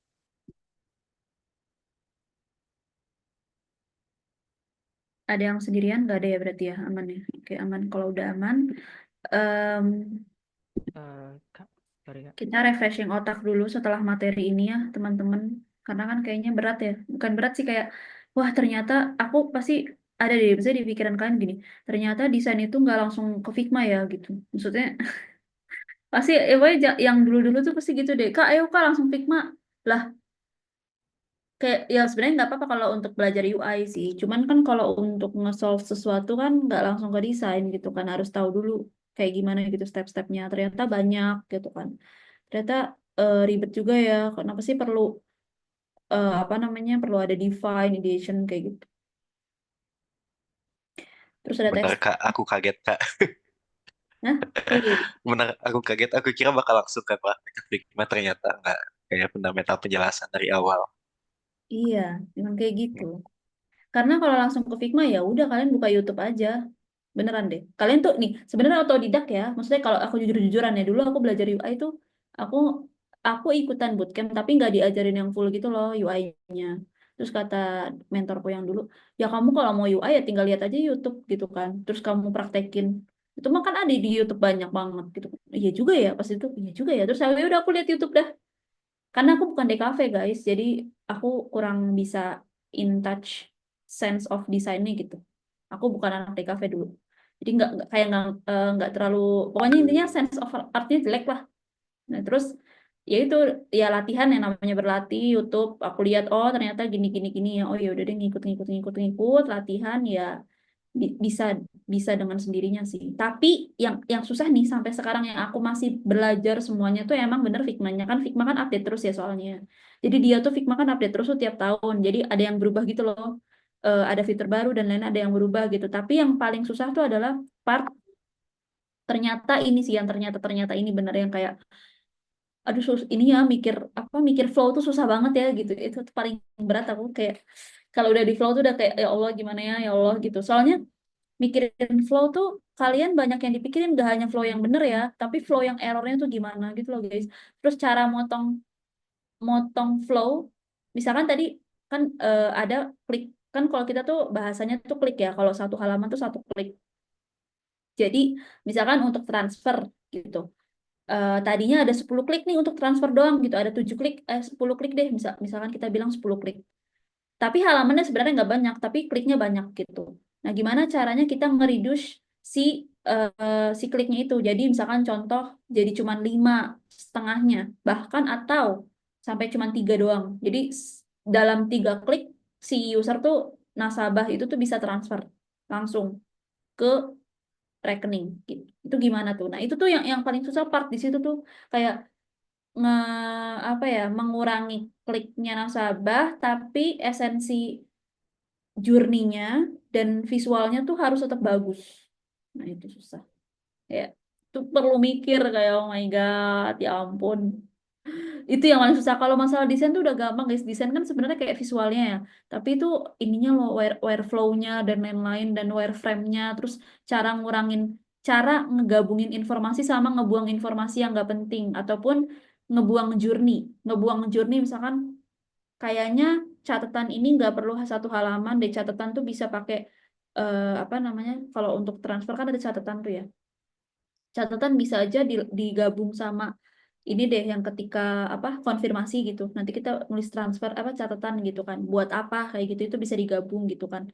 Nah, itu tuh yang kayak gitu-gitu. Jadi kan mengurangi page-nya kan, ngebuang page-nya juga kan. Jadi oh ini nggak penting nih masukin ke page sebelumnya kayak gitu-gitu lah guys yang bikin sulit gitu. Jadi memang UI UX itu yang dipikirin bukan hanya visualnya aja tapi pinter ini loh journey-nya sih, bikin journey-nya, terus flow-nya, terus mikirin gimana caranya mudah, kayak lebih mudah dari yang sebelumnya, lebih simple, lebih seamless kayak gitu. Terus naikin apa namanya kecepatan, kayak lebih cepat usernya ngelakuin ini tanpa tanpa tanya ke orang. Karena ketika kalian buat aplikasi dan orang itu nanya ya, kayak nggak ngerti nih dia, udah tuh jelek tuh. Berarti kan dia nggak paham sama journey-nya. Padahal udah dikasih tahu kan, udah kayak sangat-sangat jelas tuh. Tapi ternyata nggak paham. Berarti udahlah kayak perlu di revamp tuh, karena ada orang yang nggak paham kan. Gitu. Gitu sih guys, emang lumayan cukup kompleks sih. Pas waktu aku masuk juga ternyata ya Allah UX tuh segede itu ya gitu. Pas aku awal-awal belajar gitu. Banyak banget ya ini ya Allah gitu. Tapi ya karena suka ya, maksudnya karena aku udah suka dari awal jadi nggak apa ya tetap dijalanin gitu loh. Karena suka sih. Makanya kan yang kemarin aku pernah bilang di sesi pertama gitu ya, niat dulu sih. Dan mungkin suka kali ya.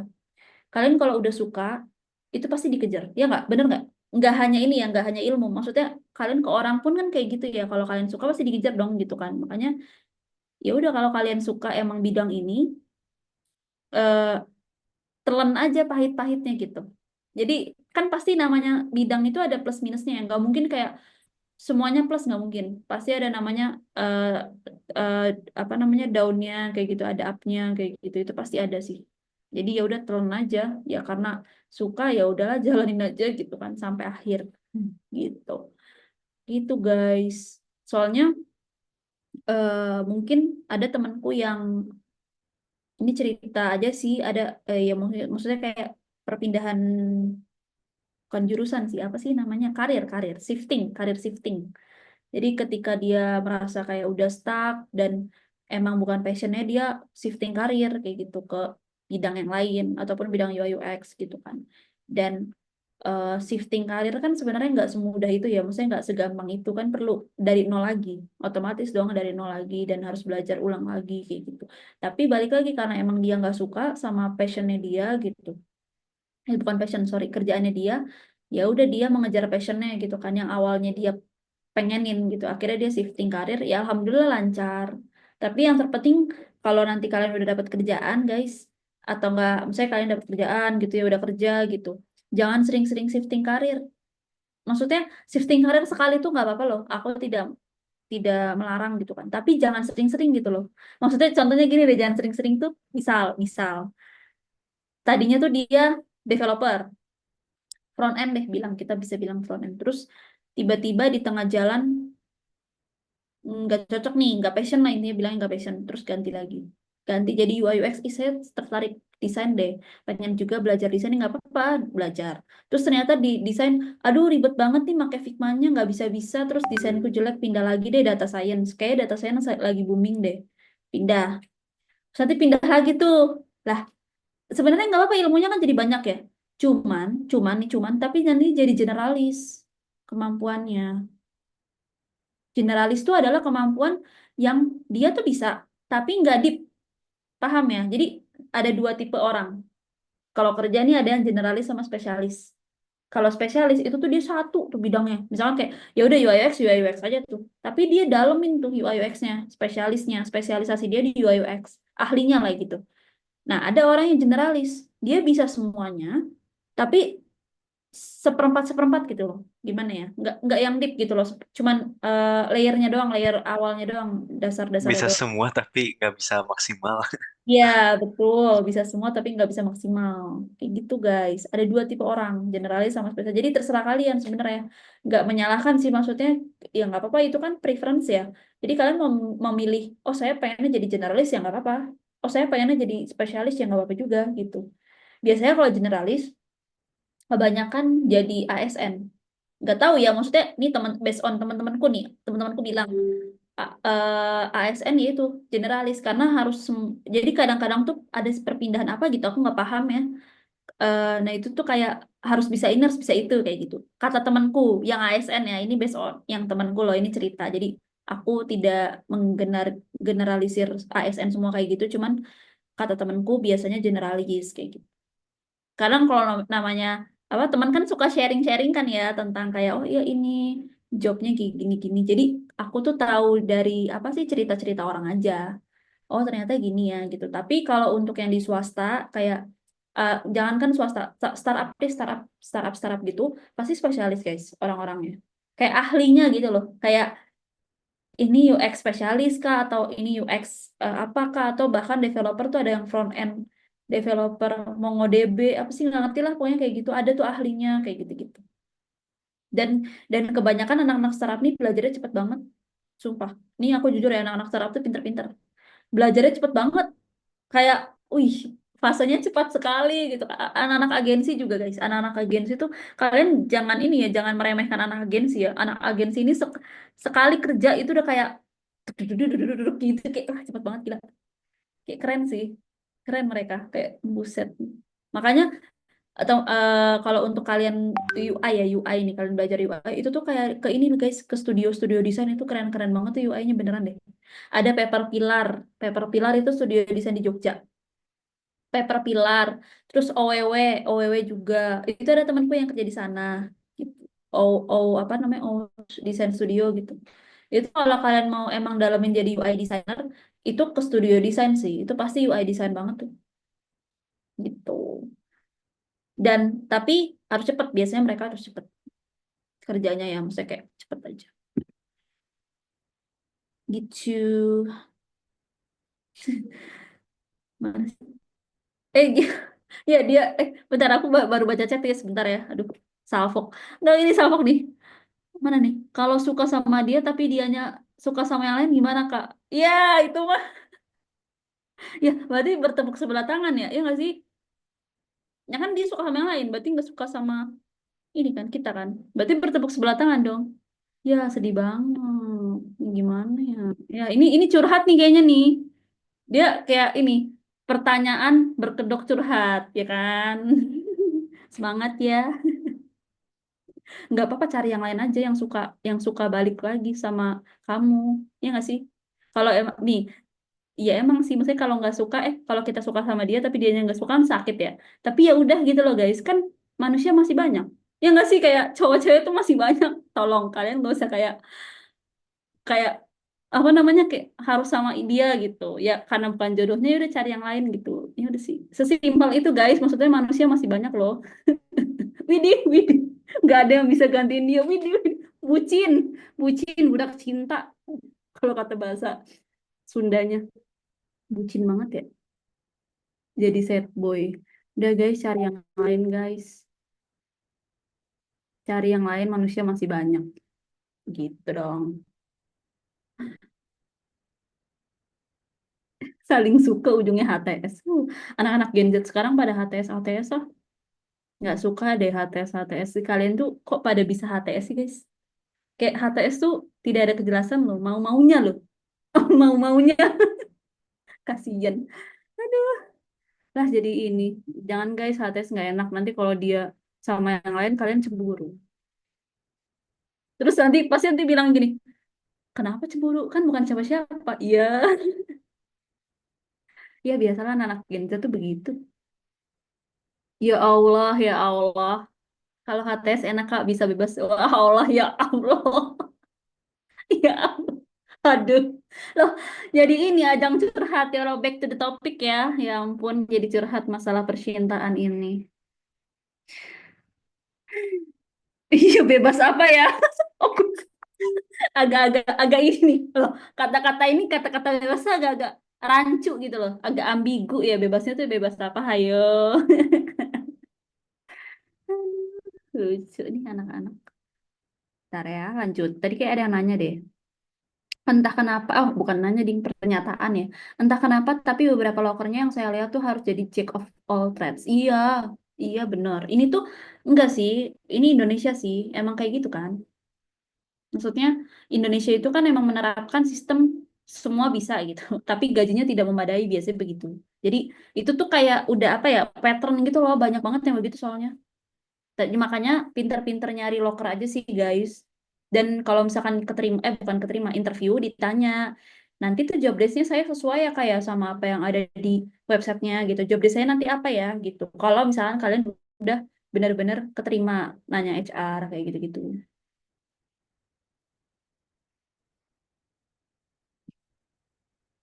Nggak suka HTS antara cuman takut ikatan apa? Takut sama ikatan atau takut mengungkapkan perasaan doang.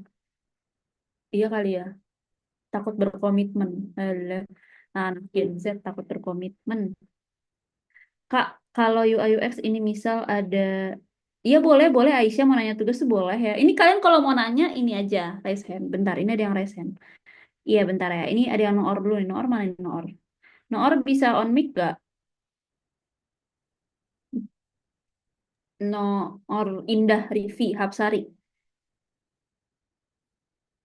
Ada Noor gak? Oh yaudahlah, skip aja ya. Pasti dia, yaudahlah. Nanti dulu ya, nggak masuk kak suaranya. Yaudah deh aku jawab aja ya. Ntar dulu ya, bentar ya Wira. Ini Wira nanya soalnya.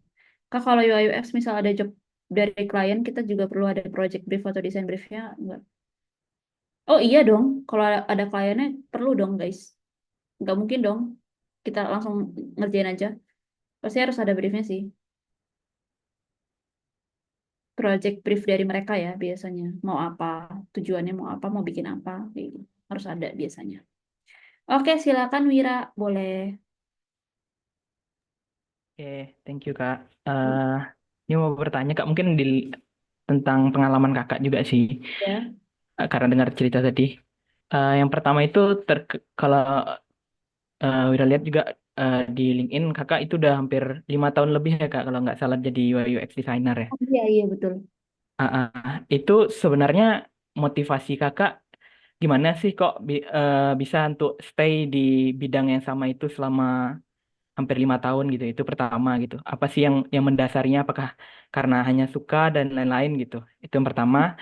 Terus yang kedua, misalkan nih kakak udah hampir 5 tahun gitu. Kalau misalkan merasa kayak nge-stuck gitu di bidang ini nih, itu gimana sih kakak biar meyakinkan lagi gitu? Oh, udah ini di karir path yang tepat, atau kalau lagi stuck biasa gimana sih kakak motivasi diri sendiri gitu?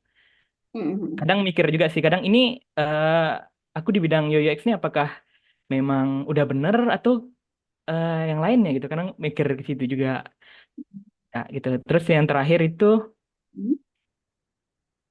eh, misalkan nih Kak, kita udah anggaplah setahun atau 2 tahun atau udah kerja lah di satu perusahaan gitu. Eh, Sampai tahap mana sih kita berpikir bahwa kita udah habis nih, maksudnya nyerap ilmu di satu perusahaan ini gitu. Kayaknya kita mesti juga untuk move forward lagi gitu. Atau Oh, memang kita ya lebih kayak kayaknya udah habis, mungkin kita belajar di sini gitu, atau gimana sih? Eh Gimana ya ngomongnya? Intinya ini terakhir itu lebih ke arah ya udah sih, kayaknya kita udah bisa move ke yang lebih bagus lagi, mungkin dari sisi perusahaan dan lain-lain gitu. Mungkin itu sih Kak.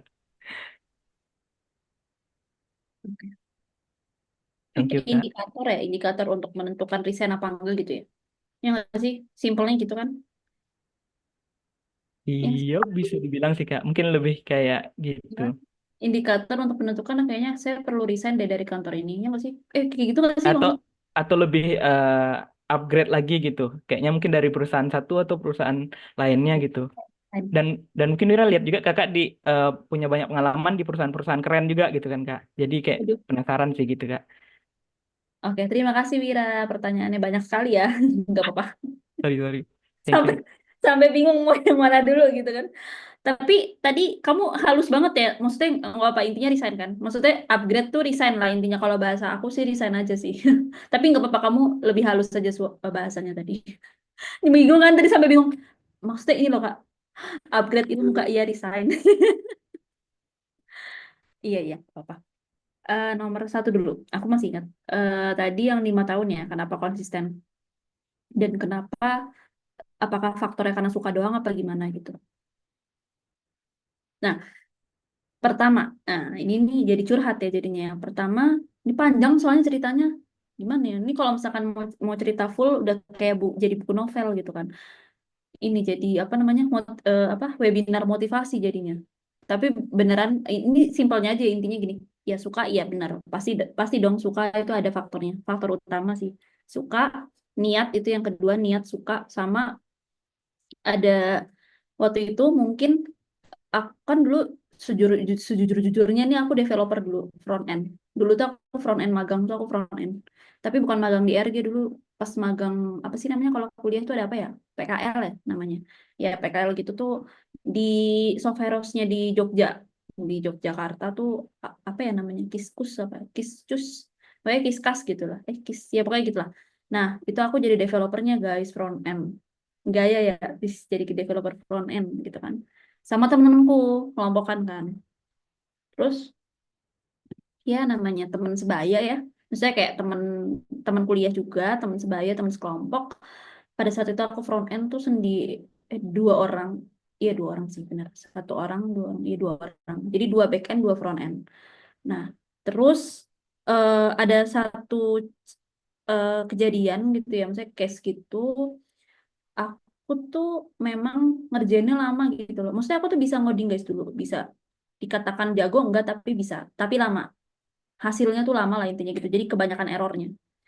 Kebanyakan error tapi bisa dikerjain tapi nggak sesuai deadline aja gitu. Jadi telat sehari gitu gitulah pokoknya pas waktu magang. Akhirnya apa namanya aku dipanggil lah kayak masuk ke ruang manajernya gitu loh manajer di perusahaan itu dipanggil aku doang tapi temanku enggak karena temanku jago terus maksudnya temanku tuh sesuai deadline-nya gitu sedangkan aku enggak ya aku dipanggil lah aku tuh udah ngira nih pasti mau maki-maki nih gitu kan udah suzon ya udah pasti dimarahin gitu kan ya udah biasa santai aja udah pas masuk terus tapi enggak ternyata baik banget ternyata sumpah kayak akhirnya aku dipindahin dipindahin gak di front end ya sedih banget dipindahin katanya gini tapi bahasanya bagus guys maksudnya nggak nyakitin hati aku gitu Ika kayaknya nanti yang front end teman kamu aja deh gitu kan loh kenapa Pak gitu kan ya maksudnya kan loh kenapa kok cuman teman saya doang gitu kan oh oh saya diberhentikan ya Pak gitu kan oh enggak gitu kan terus dia bilang tapi saya pindahin kamu ke yang lain maksudnya kayak ke job desk yang lain gitu lah intinya oh iya Pak, baik apa Pak? Ya, terus iya Pak, apa Pak job desk-nya gitu kan. Kayaknya gitu kan. Tapi dia masih kayaknya tuh kan. Tapi saya lihat kamu tuh kayaknya ada kemampuan di buat flow gitu deh. Kamu kayaknya jago ini deh. Jago buat flow sama jago ngerancang gitu kan kata dia gitu. Lah tahu dari mana kan dia gitu kan. Tahu dari mana nih? Misalnya di dalam hatiku dia tahu dari mana ya. Terus akhirnya bapaknya bilang, bapaknya baik banget ternyata. Terus iya, soalnya saya lihat kamu tuh suka nyoret-nyoret apa namanya? Apa sih namanya tuh kertas gitu. Aku suka nyoret-nyoret kertas sebelum aku ngoding. Jadi aku tuh nyoret-nyoret di kertas dulu gitu loh. Kayak mau ngerancang apa kan? Kalau ngoding kan gitu ya. Maksudnya gimana ya? Kalau ngoding tuh aku mau ngerancang apa karena benar-benar dari nol kan nggak ada UI UX-nya BTW waktu pada saat itu yang aku bilang web designer namanya. Nah, terus, oh iya Pak, karena saya nyoret-nyoret itu biar saya tahu mau bikin apa gitu kan. Ya kan nggak bisa langsung dikodingin gitu kan. Oh iya, makanya saya sempat lihat aja coret-coretannya, terus kamu jelasin di coretan itu nanti arahnya kemana, kemana, kemana kayak gitu. Oh iya, gitu kan. Coba deh, coba kamu dalamin ini nih namanya gitu. Dia udah tahu sih, ada yang namanya UI UX kan. Tapi sekarang belum terkenal, kata dia belum belum banyak yang tahu katanya gitu. Tapi dia udah tahu ya wajar lah ya manajer. Dia manajer IT gitulah intinya. Terus, oh iya ya Pak ya gitu kan. Iya coba aja dalamin itu gitu kan. Kayaknya kamu punya passion di situ gitu katanya tuh. Kata bapaknya. Oh iya, ya udah deh Pak, nggak apa-apa saya job desk ini. Tapi nggak apa-apa Kak, pas saya ini oper pekerjaan saya ke teman saya gitu kan. Oh nggak apa-apa gitu kan. Nanti saya yang bilangin gitu. Tapi kamu full ya, Ika gitu katanya full. Maksudnya ngerancang, kamu riset gitu-gitu pokoknya ya nanti kalau sulit-sulit tanya ke saya katanya gitu. Oh iya Pak, baik banget sih baik banget. Terus akhirnya ya udah tuh akhirnya aku job desk-nya berpindah dari situ tuh sebenarnya. Terus dari situ ya udah dari situ coba apa namanya nyoba-nyoba bootcamp kayak gitu kan. Nyoba-nyoba ikut webinar, bootcamp dulu tuh bootcamp Binar sampai ke Solo aku dulu. ikutan yang one day apa sih namanya kayak one day one bootcamp gitu loh, 1 hari tapi full gitu. Itu aku sampai ke Solo naik kereta, kan kalau Jogja tuh apa itu namanya kereta apa ya, Pramex ya, Pramex apa ya lupa, yang murah itu loh, kereta murah. Nah itu terus aku sampai ke Solo sama temanku waktu pada saat itu. Terus demi belajar gitu, maksudnya demi mendalami gitu kan, pengen tahu aja kan. Tapi maksudnya gini, aku sampai tidak melupakan kata-kata manajerku ini sih, sampai sekarang aku masih ingat soalnya. Pokoknya dia bilang, kayaknya pas sudah selesai magang ya, kan ini kita laporan, ini kalau magang tuh ada presentasi laporan kan, ada presentasi laporan sama tanda tangan lah, pokoknya kayak tanda tangannya sudah menyelesaikan magang, terus pamit kan, pamit, terus dia ngomong, ehm, paling nanti kamu ke depannya jadi UI UX designer gitu kan, jago kamu gitu. Sebenarnya kamu jago, tapi belum dalemin aja gitu. Coba dalemin aja nanti. Terus kata kata manajer IT ku dulu, udah kamu di sini aja. Passion kamu di sini katanya gitu. Kata dia ya, nggak tahu pada saat itu. Terus, oh iya ya Pak ya gitu kan pada saat itu. Ya udah deh Pak, aminin ya Pak gitu. Iya, udah gitu kan. Ya udah dari situ sih mungkin ya udah aku dalemin ini, terus kayak belajar. Namanya belajar kan nggak berhenti ya, dan suka sih, maksudnya pas waktu ngerjain itu aku emang suka sih guys, beneran kayak walaupun sesulit apapun tuh bisa dikerjain. Itu sih namanya passion kali ya, nggak tahu deh, aku kayak bingung juga sih. Mungkin itu sih kayak ada passionnya sedikit lah, waktu pada saat itu kan sedikit baru belum kelihatan gitu. Jadi sebenarnya yang aku sangat berterima kasih sama orang-orang yang udah berjasa gitu loh, yang udah tahu, nggak tahu ya namanya orang dewasa atau nggak, mungkin manajer IT atau kayak gitu-gitu tuh mungkin mereka tahu kali ya orang itu tuh punya passion di sini gitu. Aku juga kan nggak tahu mau. Nah itu tuh awal-awal mula aku tertarik UI UX itu karena PKL sih dulu. Dulu aku tuh front end developer guys, kayak aku bisa sih front end. Tapi alhamdulillah ada ilmunya ya, maksudnya dari front end developer itu aku bisa ngoding, maksudnya kayak paham gitu loh HTML, CSS, JS, JavaScript, aku paham kok lumayan lah pada saat itu, kayak terus ngambil animasinya pakai apa JavaScript, terus nanti munculin pakai API kayak gitu-gitu aku paham kayak gitu. Cuman sekarang udah enggak. Jadi udah lupa. Karena nggak ada kan, maksudnya aku nggak ngerjain itu kan. Itu sih, gitu sih Wira, itu nomor pertama. Menarik ya, ini ya ceritanya lebih menarik ya. Gitulah intinya, simple as that. Terus apa namanya? Yang kedua, pertanyaannya tentang resign. Bukan, sebelum resign, bentar. Apa tadi itu yang Tentang stuck gitu Kak, kalau misalnya Oh stuck ya, oh sering iya. kalau stuck, bukan nggak sering deh. Di 3 tahun pertama deh, kayaknya kan aku kayak, aku sering pindah-pindah tuh kalau misalkan kalian tahu. Dia stuck itu udah kayak mencapai stuck, kadang-kadang stuck lah kayak, duh ngedesain mulu ya gitu kan, duh kayak puyeng banget sih kayak gini mulu gitu. Ada lah pasti perasaan itu, nggak munafik ya, pasti ada perasaan bosan, aku males gitu. Cuman balik lagi sih aku kalau udah stuck kayak gini, aku tuh back kepada hal-hal yang telah kulakuin sebelumnya. Kayak, aduh selama 3 tahun ini udah banyak yang aku lakuin di bidang ini gitu. Terus masa aku mau nyerah di sini? Masa aku mau mungkin nyari lagi tempat lain yang lebih wow gitu. Gajinya secara gaji, biasanya nih orang stuck tuh karena mungkin merasa gajinya di situ-situ aja. Biasanya kayak gitu. Dan kemampuannya di situ-situ aja. Terus sama faktor lingkungan ya, lingkungannya tuh kayak nggak banget lah gitu. Nah biasanya sih mikir dulu sih kayak hal-hal yang udah aku lakuin sebelumnya, masa mau aku tinggalin begitu saja dan aku mencari tempat hijau lain yang lebih bagus. Tapi itu kan baru sepenglihatanku, belum tahu dalamnya gitu. Jadi makanya kenapa aku konsisten banget, ya udah dalamin dulu di sini. Kalaupun mau stuck nih, misalkan aku stuck ilmu kayak gitu, aku belajar sih sebenarnya kayak ikutan webinar yang berbayar, kayak gitu, kayak ikutan webinar desain sistem, UI design, itu aku kan sebenarnya eh, mengakui sendiri gitu ya, aku agak agak kurang, maksudnya agak kurang di kemampuan visualku UI design, karena basically emang dulunya juga bukan DKV dan masih belajar banget tuh di Figma. Jadi makanya kadang aku juga ikut, kalau udah stuck banget, aku ikut webinar dan lain-lain gitu. Jadi nggak hanya aku mentoring, aku ngasih ilmu, tapi aku juga memberi ilmu buat diriku sendiri juga gitu.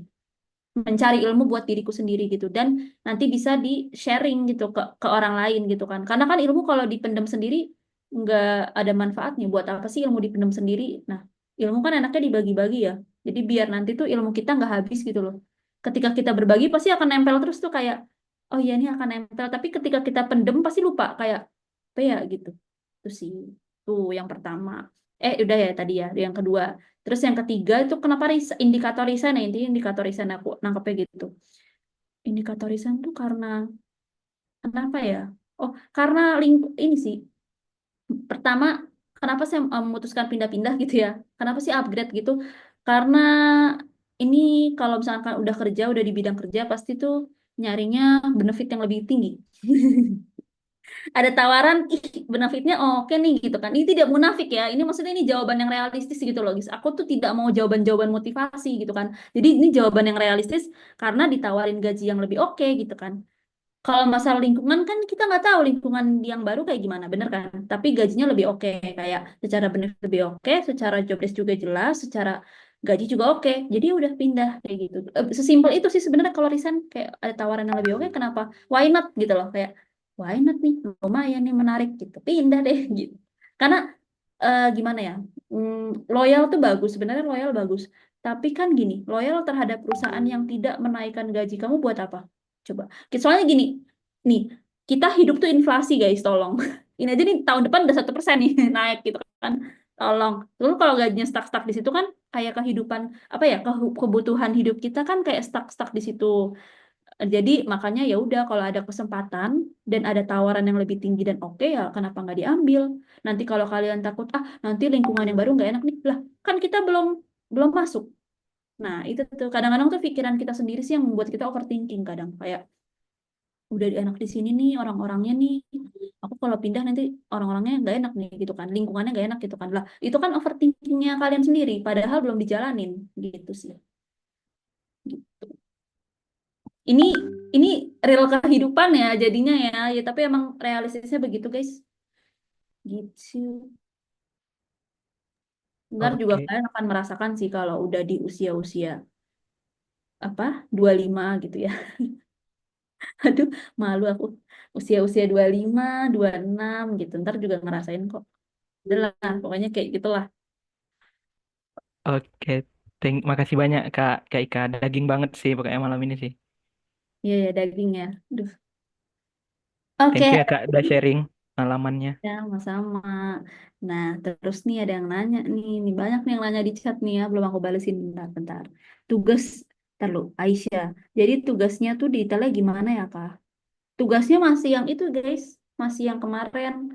Nah, untuk tugas yang sesi ketiga, sorry. Nanti aku akan jelasin ya. Di 21-20 aku akan jelasin. Yang untuk ketiga nih, ini yang kedua kan kemarin nih udah nih, ya kan? Buatnya empathy map, research plan, sama user persona. Nah, kalau yang ketiga kan belum nih tugasnya. Jadi nanti aku akan jelasin tugasnya apa. Gitu. Kelompoknya sama ya. Jadi kalian jangan nanya kelompok lagi nih. Kelompoknya sama. Itu akan seterusnya tuh. Jadi tolong diakrabin ya. Maksudnya kayak harus akrab gitu loh. Harus nanya namanya siapa. Jangan sampai nanti kalian nggak tahu loh nama kelompoknya. Kayak, lah, kita sekelompok ya ternyata. Ya, selama ini nggak tahu namaku gitu. Wah, parah banget. Udah kick aja kalau kayak gitu, kick aja. Kick grup. Kak mau nanya tugas. Kalau kami mau redesign, kan kalau kami mau redesign ya Kak, oke. Terus kalau misalnya riset cuma dari rating dan ulasan dari Play Store, apakah boleh tanpa ada survei kuesioner atau interview boleh nggak ya gitu kan? Oke, jawabannya nggak boleh rating doang. Jadi at least kalau mau rating harus sama apa gitu. Jadi rating plus apa gitu. Misalkan contoh nih, rating plus desk research itu nggak apa-apa. Terus misalkan kalau mau survei plus desk research kayak gitu sih. Itu desk research aja sih, desk research kayaknya harus penting ya semuanya karena kan based on data juga. Jadi kalau review Play Store doang nggak apa-apa, tapi plus desk research. Desk research itu data-datanya di data kayak dari Google dan lain-lain. Terus udah ya. Iya nggak sih apalagi sih ntar dulu. Takut ada yang ini nih Kak Fikma referensi tugasnya nggak bisa dibuka itu kenapa ya? Ih bisa tahu. Ih bisa kok. Coba teman-teman bisa nggak teman-teman? Emang iya ya? Bentar. Emang nggak bisa ya teman-teman? Bisa Kak? Bisa. Bisa kok. Aku udah sharing ini kok anyone with the link. Aman-aman harusnya. Kalau misal mau interview atau survei kuesioner respondennya itu minimal, iya ada. Minimal tuh 3 aja guys. Iya minimal 3 orang. Jadi kalau misalnya kalian apa namanya 3 orang itu nggak apa-apa. Minimal 3 lah. Yang ngisi kuesioner minimal 3 lah ya. Kalau yang ngisi kuesioner 1 gimana ya? Kayak ya gimana ya kalau 1 orang ya gitu. Jadi 3 lah minimal. Bisa lah 1 orang 1 kan kalian kelompok kan berempat kan. Jadi 1 orang 1 gitu. Bisa guys ini karena kan kelompokannya. Kecuali kalian sendiri itu pasti berat sih. Apalagi kalian baru ya, maksudnya baru tahu UI UX gitu ya. Waduh, ya Allah gitu kan udah ngerjain ini aja nih sendirian lagi kan. Ini kan tapi kan kalian berkelompok kan. Jadi kayak keluh kesah apa ya misalnya nih, aku sulit gitu bisa nggak ya bantuin ini kayak gitu jadi kalian ngobrol-ngobrol sama temennya ngobrol guys gimana nih guys kayak gitu di grup kan biasanya gitu ya guys ini guys yuk yuk kita kerjain yuk gitu terus satu lagi guys aku mau ngasih tahu kalau ada anggota kelompok yang nggak aktif tolong banget ngomong ke aku yang jujur ngomong PC jangan di grup PC PC ke aku Kak kelompok ini dengan nama ini itu tidak aktif Kak dia sama sekali nggak mau ngerjain ngomong ke aku nggak usah takut aduh nggak enak kan nggak enak nggak ada pokoknya ini kalau udah masalah tugas kalian tuh udah jangan mikir duh jangan people pleaser deh tolong ya people pleaser kayak aduh nggak enak ya apa jangan guys ini kan tugas buat nilai kalian sendiri lah kalau kalian nggak enak itu ya keenakan dia dong yang dapat nilai ya nggak sih maksudnya gini loh ya udah gitu kita udah sama-sama dewasa juga nggak usah kayak nggak enakan kita udah sama-sama dewasa harusnya ngerti dong kayak gitu oh nggak dapet nilai gitu jadi nggak usah takut sih menurutku isi aja ke aku terus oke oke aku akan jelasin udah cek gambar yang dikirim di grup soalnya ada pembagian ini gimana sih oh Faik tuh ngejawab ini oh iya ya Wira oh iya ya oke nah terus untuk sesi ketiga kali ini guys tugasnya aku izin share screen dulu ya nggak bisa nih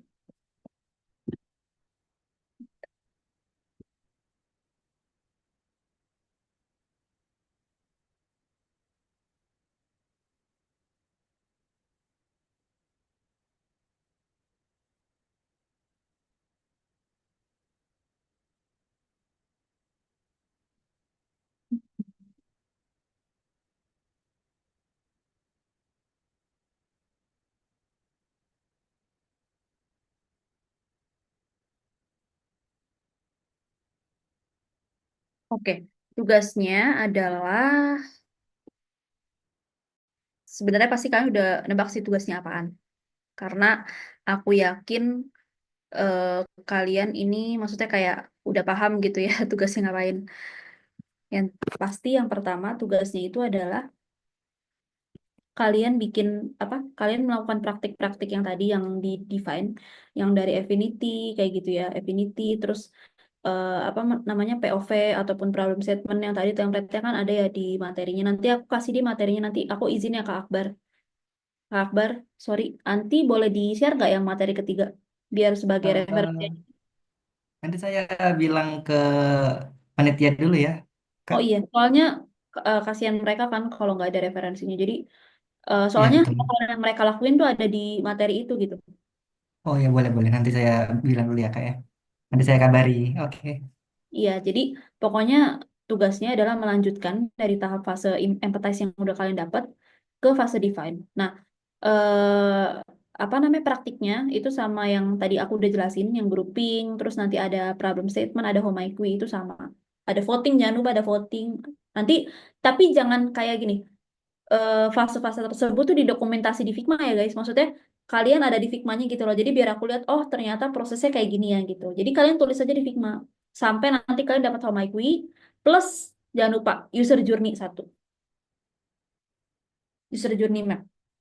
Nanti aku kasih referensinya juga kok aman, tenang. Jadi ngelakuin yang tadi, hal-hal yang tadi plus user journey map. Ya, itu. semangat guys. Terus kata pasti nih, aku mikirnya gini deh. Kalian tuh nggak tahu ya karena kayak udah menebak gitu. Pasti di pikiran kalian, aduh, yang tugas sesi 2 aja belum. Ini udah ada tugas sesi 3. Mana banyak lagi gitu kan. Pasti gitu deh, tapi nggak mau ngomong aja gitu. Ini aku mau mewakilkan pikiran kalian aja sih. Kayak, aduh ini tugas sesi 2 ini belum selesai, belum belum mulai nih Kak, tolong gitu kan. Tenang, tenang. Jadi apa namanya? Nanti tugas sesi 3 ini deadline-nya lama kok, maksudnya bisa sampai Jumat. Gitu. Karena kan sesi 2 Kamis kan. Nah, sesi 3 nih Jumat malam gitu. Aman? Kak, yang buat sesi kemarin boleh nggak jamnya ditambahin? Oh, jamnya. Kan katanya jam 12 siang. Samain dong kayak yang Itu ini. Kamis jam 12 ya, guys. Itu bukan besok loh. Hah? Rabu apa Kamis ya? Besok. Iya ya. Bentar ya, aku cek dulu. Aku lupa nih sama deadline. Oh iya, besok jam 12. Kenapa tuh? Mau dipanjangin sampai malam? Iya. Boleh? Duh, Yeay. besok Kamis. Tuh, enggak kok.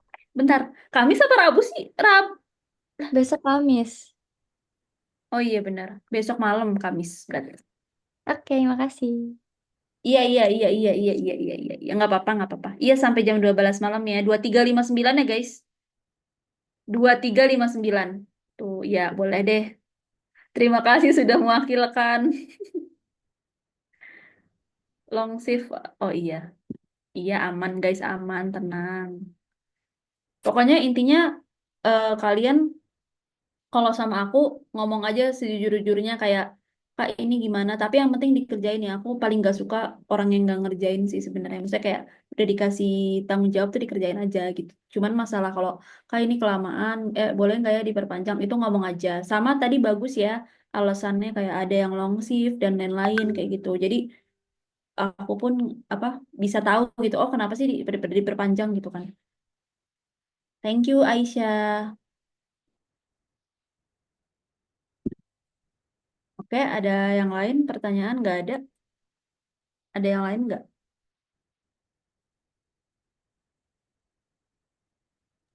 Kalau pertanyaan pribadi boleh nggak, Kak? Oh boleh, boleh. Iya, Kak. Jadi aku penasaran kan misalnya ada yang ingin kerjanya cuma jual template gitu kan, jadi UI UX. Itu gimana ya, Kak? Atau Kakak ada pengalaman nggak di sana? Jadi freelancer dan cuma ngejual kayak template-template doang kayak di Evento atau di mana gitu. Ya gitu doang nggak? Oke, thank you pertanyaannya. Itu ya banyak sih sekarang tuh jadi jobdesk apa namanya template-template ya. Apalagi sekarang banyak banget tuh yang jual-jual gitu. Di Figma juga BTW bisa guys jual. Di Figma sekarang udah bisa jualan template Figma Community. Nah, sebenarnya kalau untuk pengalaman, sejujurnya aku pernah jual di Etsy dulu. Tapi bukan UI UX masalahnya gimana ya? Bukan UI UX guys dulu kayak stiker gimana ya? Stiker digital gitu loh di Etsy. Mungkin kalian tuh Etsy nggak? Aku bukan di Upwork kayak gitu-gitu sih. Envato gitu nggak. Aku nggak masuk karena kayaknya agak males ribet gitu loh perjanjian dan lain-lainnya. Nah itu tuh aku Etsy. Nah, Etsy.com itu tuh sempet tuh kayak, tapi sekarang kayak udah jarang kayak apa ya, in touch gitu loh, udah jarang dimainin lagi, udah lama banget itu.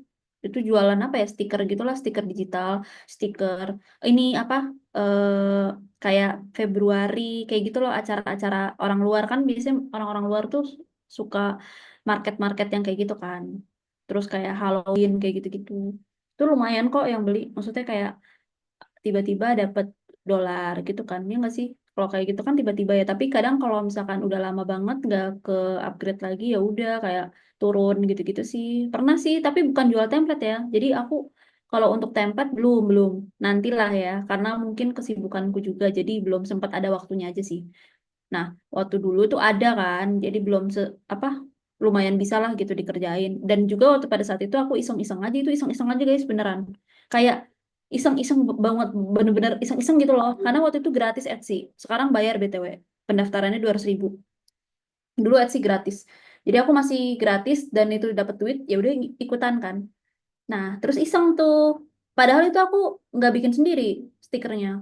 Aku ngambil dari Flaticon. Tapi aku ubah, maksudnya kayak ubah gitu loh, kayak ditambah-tambahin vektornya kayak gitulah intinya, kayak ya udahlah, yang penting kan nggak plagiat ya, kayak gitu. Terus aku upload deh di Etsy. Ada yang beli ternyata. Ada yang beli tuh 10 orang. Terus kayak, ih, dapat duit nih dolar gitu kan. Ih, seru ya gitu kan, kayak tapi sekarang udah nggak diituin lagi, nggak tahu, udah kayak ya udahlah gitu. Tapi sebenarnya kalau misalkan maksudnya mau didalemin lagi, maksudnya kayak mau dikonsistenin ya, kayak aku upload kayak gitu, nah itu bisa sih. Tapi masalahnya waktunya, jadi ya nanti aja lah, belum belum belum saatnya gitu. Itu sih pengalamanku. Jadi kalau untuk template belum. Tapi kalau stiker pernah. Oh, oke Kak. Kirain tadi jual stikernya kayak stiker WA gitu. Maaf, Kak. Soalnya aku kalau stiker WA cuman modal muka temen doang jadi stiker. Oh iya, terus dijual di mana? Nggak dijual sih, dipakai buat grup di teman-teman jadi aib. Oh, wah, wah, kacau nih. Aku juga banyak aibku. Nanti aku kirim deh di WA kita ya.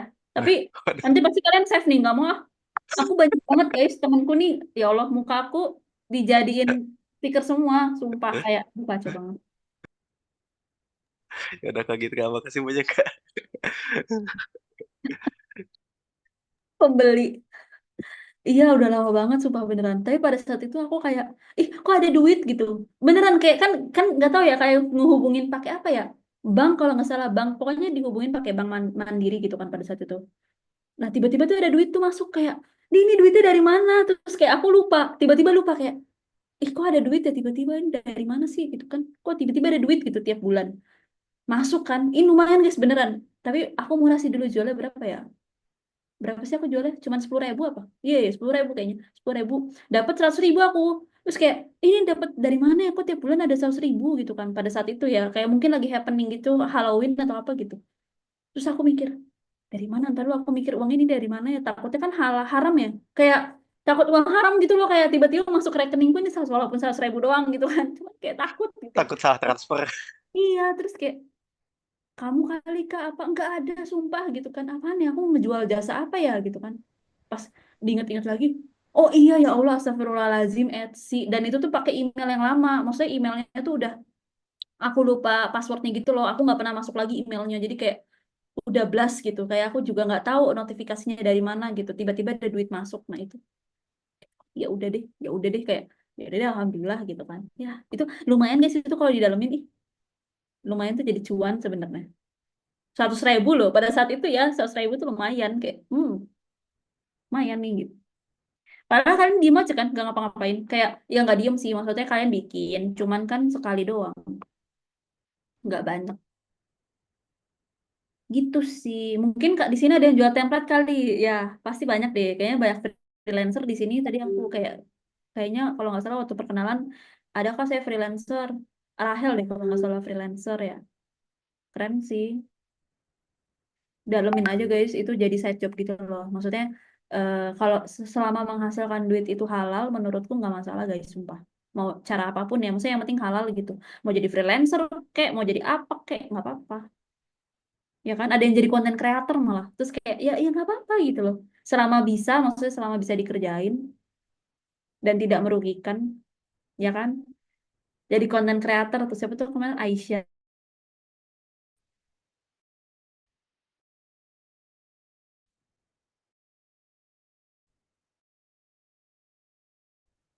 mantap emang. Influencernya lagi kita tutup ya hari ini.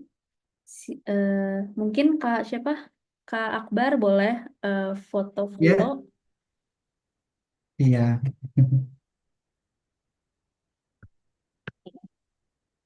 Udah sih Kak sesi hari ini, Ya baik thank you teman-teman guys. semua. Iya, ini ada 3 slide lagi. Oke, 1, 2, 3. Oke, slide kedua. 1, 2, 3. Oke.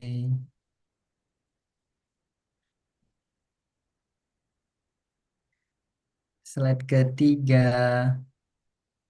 1, 2, 3.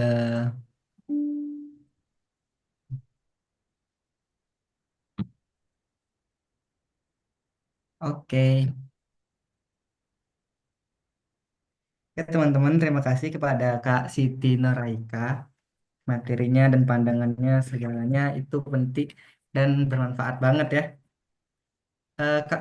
Kak Ika mau nanya, Hmm? materi yang mau dibagi itu sesi 3. Iya, sesi 3, betul. Sesi 3 aja. Iya, sesi 3 aja. Karena kalau di sesi Oke. 2 udah aku kasih referensi sih sebelumnya. Oh iya. Oke, Kak. Sip. Oke, teman-teman jangan lupa untuk upload story ya. Aduh, iya. Itu Iya, tahu nggak? Ntar dulu guys, ntar dulu nih. Ya ampun, aku tuh ya. kan biasa nih jarang ya ada DM ya. Ya beberapa lah. Ini banyak banget nih semenjak ada Talent Hub nih, DM ku banyak Kak. Ya Allah, astagfirullahaladzim. Kayak kayak keren banget nih kalian. Menyebut Anda dalam cerita. Jadi aku harus posting kan, kayak nge-repost, repost, repost, repost, repost, repost. Thank you guys. Makasih loh. Jadi